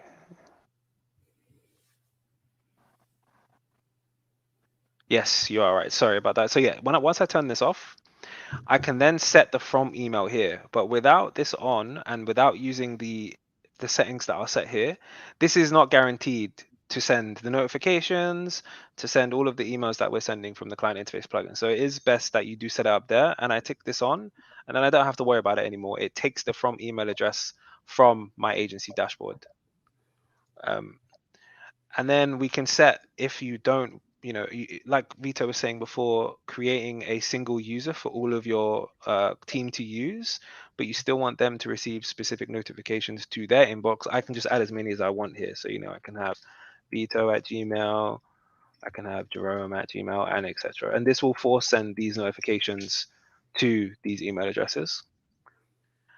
And then finally, here is where you are setting the notifications that are the choice. Wait, let me reword that. You're setting up the notifications for the users on this website to choose. So if I turn this off, I'm not turning off this notification. I'm turning off the option to choose this choose this setting when I am setting up my profile. So if I don't want people to be able to set for every new task they receive a notification, I turn this off. If I want them to be able to select every comment, I leave this on. And then the only two that do affect email sending are these two. So this turns off the auto send or turns it on, essentially. And then let's save the settings here. And then we have renaming user type. So this is part of the permission screen. Yeah. And this is where on the first visit of a new user, you saw I had 3 choices. I could choose the client, the admin, or the contributors. So, if I want to make it super obvious for which one my client should choose, I would put it as, client, choose this one, for example. Unless, or you name it the client, or you Or could put write their your name, name and put their name in. Yeah, exactly. Let's say my client's name is Gary. I'm this one, and this is Lance. Don't ask me why I came up with those names. And then, they can pick Gary, I pick this one, and they pick this one. And this just makes it super obvious. And not just there, it also changes them on this here. And I'm going to show you what this does in a sec. So we can see all of the names here, and this makes it super, super obvious in this section. So what this is for is controlling specific functions on the front end to allow or disallow certain user roles to be able to do. So for example, let's say I don't want Gary to be able to delete delete tasks. I would, let's tick them all on because this is what it is by default. I would tick this off. So now on the front end, Gary won't even have the option to delete. And let's say I don't want him to be able to change the status. And I don't want Lance to be able to add users or change the status or priority. I only want him to see the info. So I'm just going to remove all of this. He should only see the info. And this will just control everything they see on the front end. And this is also perfect for guest mode. So when you do have guest mode enabled for a build stage or whatever, and your client hasn't set up, or you don't want to give them the login yet for their account, you can just use this instead to control what guests see on the front end when it comes to using the tool. And then we have user permissions, which I just went through, and default users. So this is quite an important setting. So the website builder, this one you choose is the one that the dashboard, your agency's dashboard, uses to interact with the website. So as we saw earlier inside the agency dashboard, let's just go to this website quickly. Where am I going?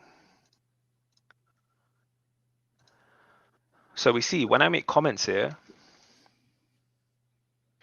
see it says Jerome Griffiths. In brackets, it says Vito. So the in brackets is showing me that the account on the agency dashboard is Vito, but the account on the website itself is Jerome Griffiths, and we can see that here. So this is the one that is used for the auto login. This is the one that is used for all of the stuff that changes on the dashboard side, talking to the website. So this one, as we said before, we recommend you set up an agency account that everyone uses, or support at youragencyname.com, and you set it up here with the founder's name or your agency name or however you want to do it. And then the client, this one is specifically intended to be used with guest mode. So let's say you're in the build stage of a project and you don't want to give your client logins yet. You just want them to use the client interface plugin to give you feedback, give you content, wherever it may be. You still set them up a user account, and you set that as this user here. And the reason for that is if I go to, and let me just make sure guest mode is on. It is. Can you see my whole screen? You can't. So, I'm just going to log out quickly. So because guest mode is on, I'm going to be able to see it without being logged in. And when I create a task, it will show me as the default user for the client. So let's say, can we change this image? So we can see this is the the first name of the user account, but let's say my client's name is Hassan. And the great thing about it is that he is also, his email is part of this account. So he's going to receive notifications, the ones I want him to receive if I've set it up correctly.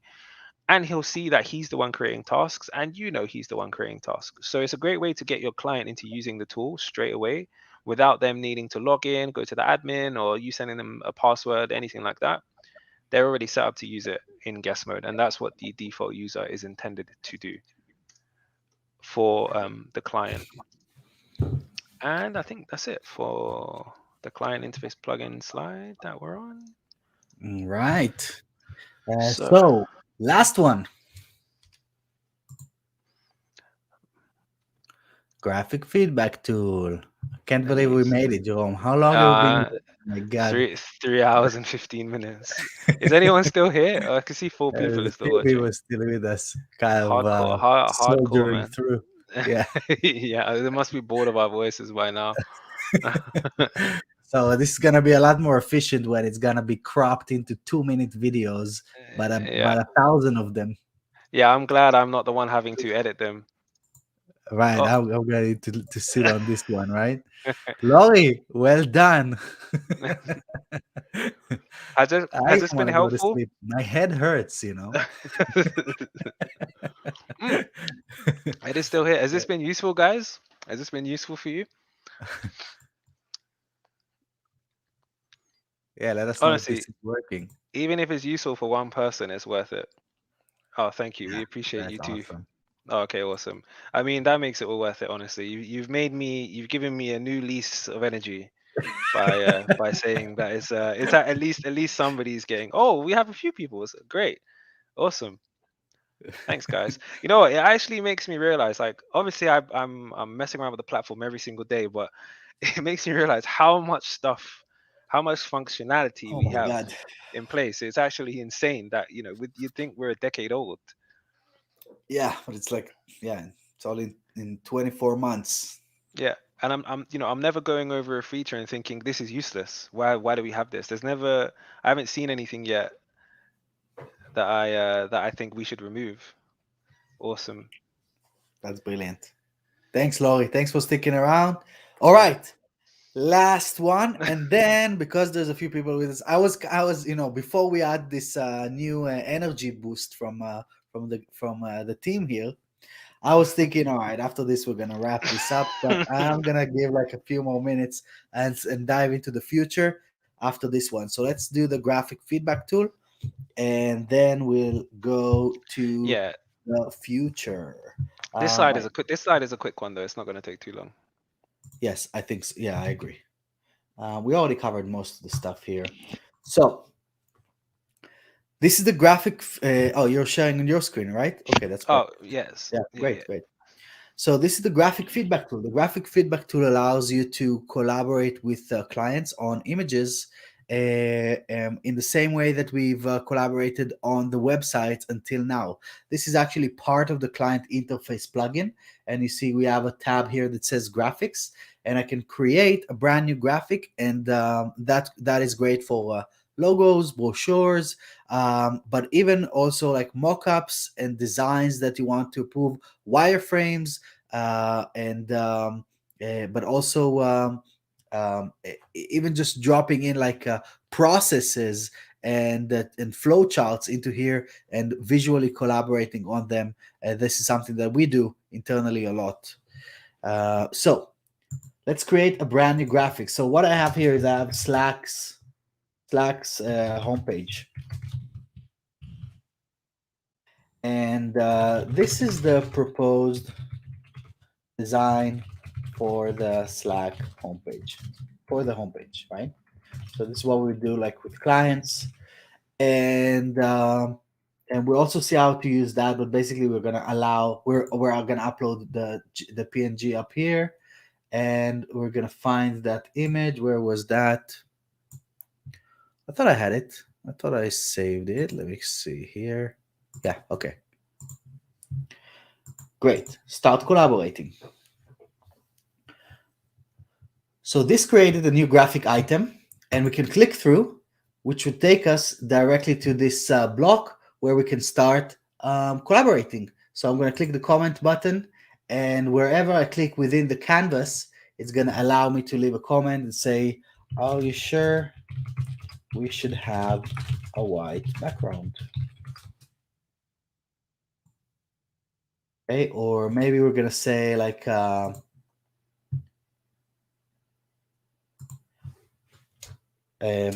think we need some spacing on the top part of this button, right? Or I really don't like this image.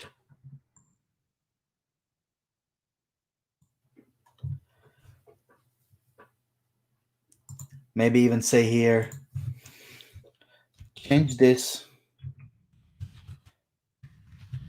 to your work email address.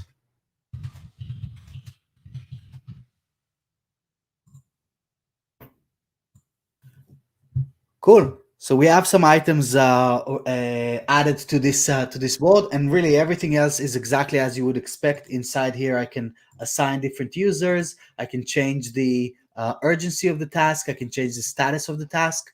I can take like a screenshot of the current view. I have the browser version, the screen size, and of course I can share a link directly to this task. Here on the sidebar, you can see that the sidebar is static. So as opposed to the website where the sidebar is collapsible, here it's static. So it just stays here, and we just have this page. We can filter some items based on status, priority, or even search for some things. So there's like a change, right? Or if we make a mistake, we get these like nice graphics here. And we can create a general task that is going to save this as a thing. So altogether, I think we need another version.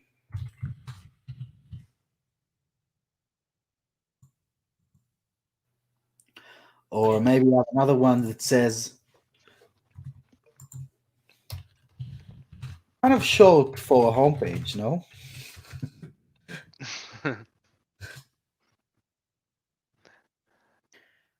Okay, so we have a few general tasks here as well. And let me see where we're sitting. We created a new one, we created a new task. Let's talk a little bit about the header. So on the header here, we have the title and the description of this request. On the latest version, we even kind of like fixed up this margin issue that we have here. Here we can upload a new version that we're going to see in a second. We're going to move directly into the change color. This allows us to kind of change up the background color, so it allows the design to pop a little bit. Maybe something like this, maybe even a little more on the, yeah, this is nicer, right? So then the design pops a little more, especially when you're using this for logos or literal graphic items. This is really powerful, just the ability to change the background color around this. Then you can see that we only have one version. So I'm going to go back to the first icon here, and I'm going to upload a new version of this screen. So the client came back and they told me this is too short. We don't like that it's white in the background. There's margin and padding issues. So do something about it. So we created a brand new version, and we're going to upload this.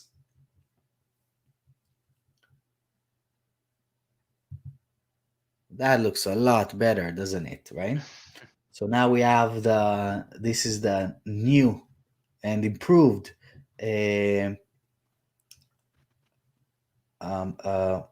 image for, or like version of the Slack homepage. So here I can again, I can jump between the different versions and see how things have moved. Can kind of drag things around to see. And here they will save as we're saving them. But what happened is that because I kind of changed this to a completely different dimensions, it kind of threw this thing off. So if you maintain the dimensions, this should stay around the same area. And then from here, I'm just going to start marking things off as I'm completing the different tasks. So we can jump between the versions, complete the tasks, and then finally, once the design is done, I'm going to mark this as complete. Now this is marked as complete, which is going to signal this also here. So when next time we visit the graphics screen, we can see that this one is done, this one is done, and we can move on to the next one that we need to work on. Great, using this with clients. So this brings an answer here, a question here from so I don't build sites day to day, but boy, did this save my ass on a project when I had to switch devs 3 days before go live. Not used it since the launch, so great to be brought back up to speed. That's awesome. And yeah, hopefully you're gonna build a few more websites this upcoming year, Facebook user. And then we have In other words, saying the graphics needs to be tied to a site. Could I use this for an ads clients to show mockups? So this brings us perfectly to this point, using with your clients. So what I would suggest is this: install a version of the plugin on your own agency. This brings all of this functionality under your own domain. So when you're doing this with ads, mockups for designs, and all of those kind of things, you actually don't need to give the clients the ability to access this list of items. So if there is no website, and if you're doing like a graphic job, just drop a plugin onto your own agency website and do the whole thing in there, white label it, with your own logos and stuff. The experience that they're gonna have is amazing, because they're basically going to your own collaboration system that is built into your own website with this functionality. So this is what I would recommend when it comes to onboarding users on here. You would want to install them on your own website, and then bring them over to work with you. I think that's it. Yep, Oh my God, we did it, Jerome. we did it. Okay, so please hit the slide, the next one. Oh, yeah, my bad. There you go. What's coming?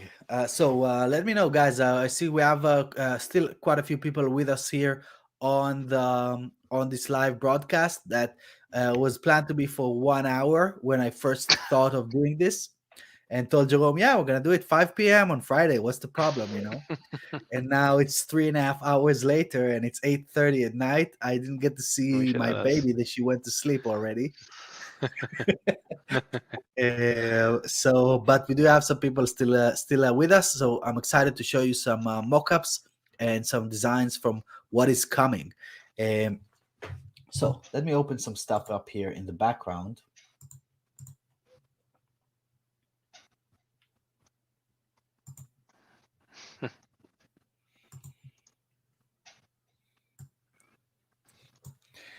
All right.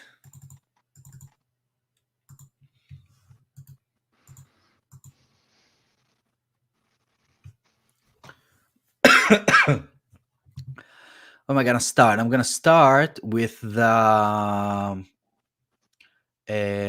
some of the exciting stuff here.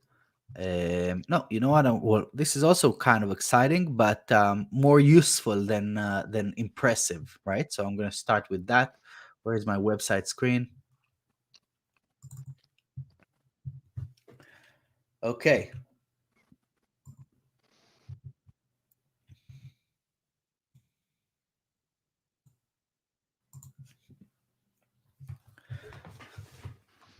Ed saying, now I feel bad for hanging in so long. I hope you get time with the little one tomorrow. Yeah. Tomorrow is my full day. I'm looking forward to it.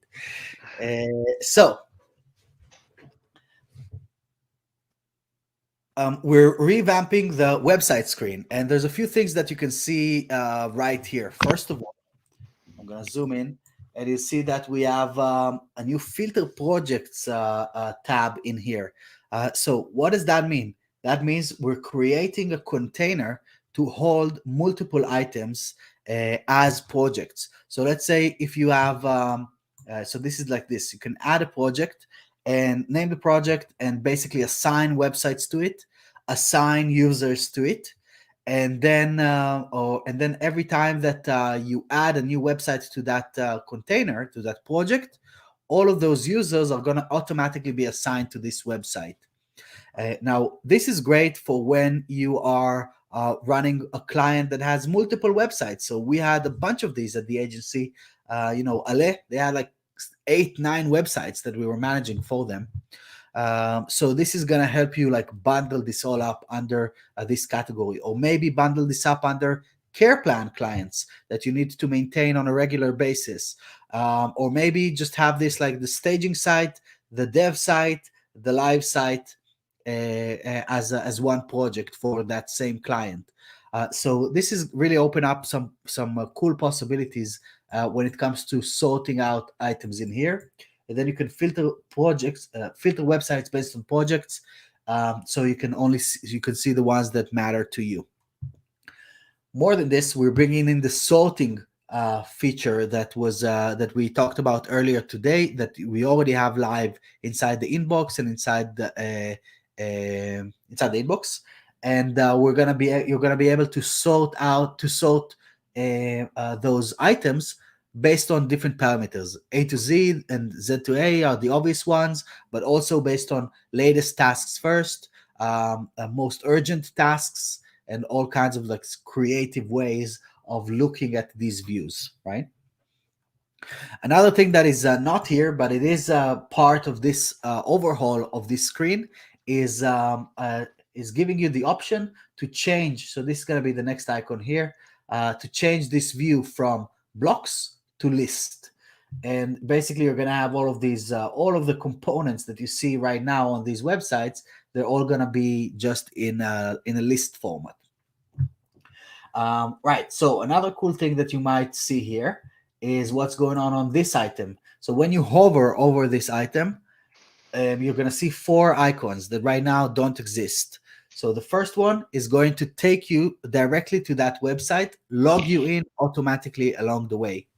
This is very similar to the open task button, but it's more like generic to the website itself.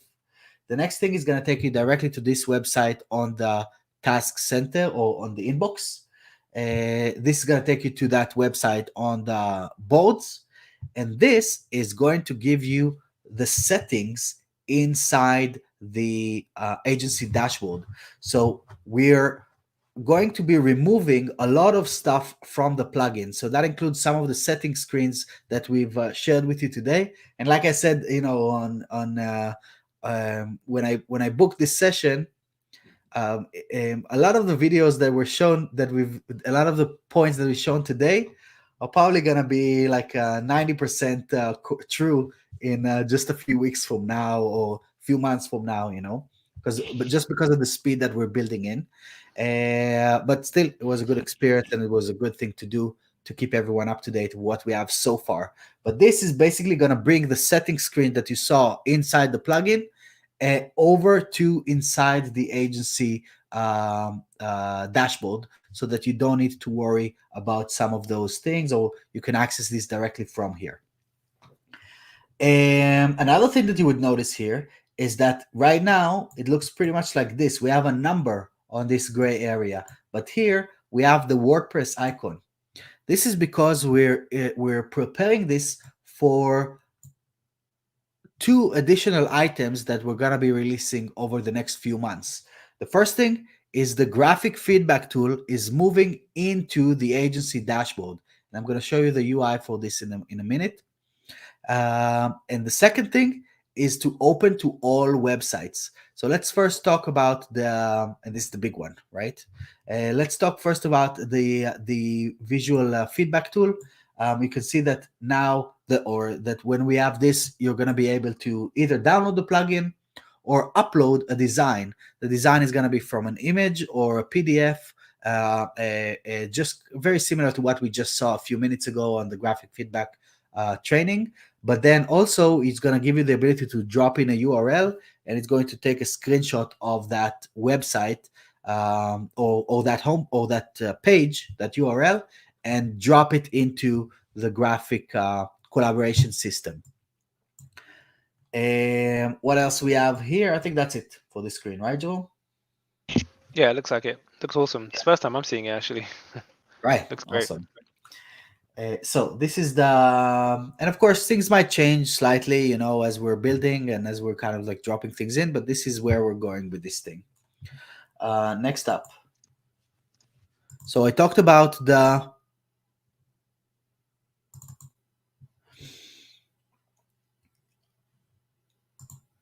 open to all websites, the collaboration system that is going to be built into the agency dashboard. So this is what you would expect. We would have a lot of the functionality that you already know and love from the plugin, only that it's going to be brought into the agency dashboard and rebuilt with React. And you see some of the components are very similar to what we saw inside the inbox, and we're kind of creating like a Frankenstein version of the client interface plugin and the additional tools and functionality that we have inside the agency dashboard for this new stage in our or new level of our product. So this is basically the open to all website screen. Here you will be able to do all of these things, but based on a URL. So what you're going to be able to do is you just drop in a URL of any website all over around the world, and this is going to allow you to create a layer of collaboration on top of that website. This means that you're going to be inviting your clients to this interface to collaborate with you. If you want now, having something on top of the website is it has its advantages and it has its disadvantages. The advantages is that it's extremely fast. You just drop a URL and you're in. You're done. You know, to set up. It's literally like 2 clicks. You do the URL and you click the button, right? But when it comes to and it doesn't require any type of logins or settings up from the client's point of view. They come in and they can start collaborating straight away on this unique URL that you're going to be given from this share button right here. Now, the downside of this is that it's not fully integrated into the website like the WordPress plugin is. The WordPress plugin gives you a new level of a deeper level of flexibility when it comes to the compact mode, the guest mode, the just for these users, just for that thing, you know, all of those kind of cool things that we've built inside the client interface plugin. If you are still using WordPress, or if you need a quick solution that is fast, and it's just going to give you that kind of layer, this is going to be perfect. Or let's say you're using Webflow, or you're using whatever. You can do this on Amazon.com, really. But if you have a WordPress website and you're going to work long term with the client, then I would suggest using the WordPress plugin. We're not going to stop maintaining or improving the WordPress plugin. This is like a quick solution for you guys. And the ability to open to every website around the world, Wix and Shopify and whatever. But if you want, you have the plugin, you drop it in on WordPress, and you get like a really deep integration in there. So same thing with the graphic feedback tool, kind of the same interface as we saw from the graphic on the website itself. It's not very different. Instead of the website here, you're going to have the image and so on. And you can be able to even create interactive workflows or interactive prototypes. That means that you can mark where this area is going to lead to. And when you click on it, it's going to take you down to that additional screen that you uploaded, or that URL that is going to open in a new tab. So you can really map out things and create like flows inside those images, which currently we don't have. But you're still going to have versioning and all of those kind of things that we have at the moment. Great. Let's see what else.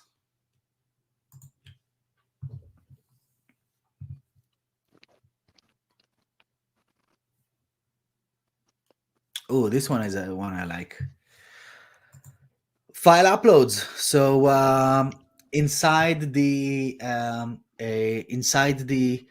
client interface plugin, you're going to have a new tab here that's called Files. That's going to be as well for all websites, where you can just drop files. You know, this is like for intake. This is awesome for intake. You need like a bunch of stuff being delivered. You click Files, drop it in. And here you click on History, and you're going to have a list of all of the previously uploaded files. A nice, neat feature that is going to make a whole bunch of difference. Now, this works great with stage 2 of the project screen. Stage 2 of the project screen is going to be a lot more than just like a widget on the homepage, on the website screen. It's going to give you some insights into the project. You can add some, like you add tags to the task, and then you have like all the tasks, all the tags showing right here. and you have files. So this is going to give you a list of all of the files that were uploaded into all of the different websites that are nested under this project. It's like some kind of a view of the status, the urgency, the tracked time for this project, this for this collection of websites. But it's not longer going to be just websites, because of what I showed you right now. This can also be like graphic items and custom websites and more things in the future that I'm not going to talk about now. But basically, these are going to be like items that you bundle up into a project as the container of these items. And I think that I'm going to leave it with this. It's plenty, no?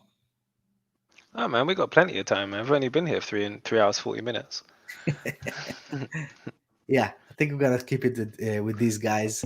And of course, we have the internal tasks that are coming right on the upcoming update. So with this, let me see if I have this guy here. I don't know if there is there something after this, or I'm just gonna show something that shouldn't be shown. I'm not sure. Right. All right, guys. So right, ad creators would be good, but I guess that gets like content snare. Content snare, I meant. Yeah, so content snare is a good solution for some things, but I think we can do a better job, to be honest, with some of the things that we have coming up. Um Definitely. For now, I definitely, like they have their place in the ecosystem with what they're doing. I am a true believer in visual collaboration, because all of the stuff that we're doing in our industry is visual. you know why are we just looking at blank forms? Let's look at something beautiful. Let's look at something that is engaging, that is creative, instead of just like fields. Yeah, that's my mindset. I think I want to get people out of Google Docs, out of forms, and all of those kind of things. Cool. Ed, thank you, man. I have this from the beginning, but I've not been using it like I should. I'm excited to jump back in. Welcome back. And Jerome, have a good weekend, man. You too, man. See you on Thanks for everyone Monday that's been morning. sticking. Yeah, Yeah, thanks for sticking. If you've been here since the beginning, you're a real trooper, man. Three 100. hours and 40 minutes, longest live I think we've ever done, isn't it? It is like, it's like 4 times longer than the longest one we've ever done. Oh, thanks, Laurie, still here. Thanks, Ed. You guys are awesome. All right. Have a great weekend, everyone. And I'll Bye, see you in the guys. group. Bye.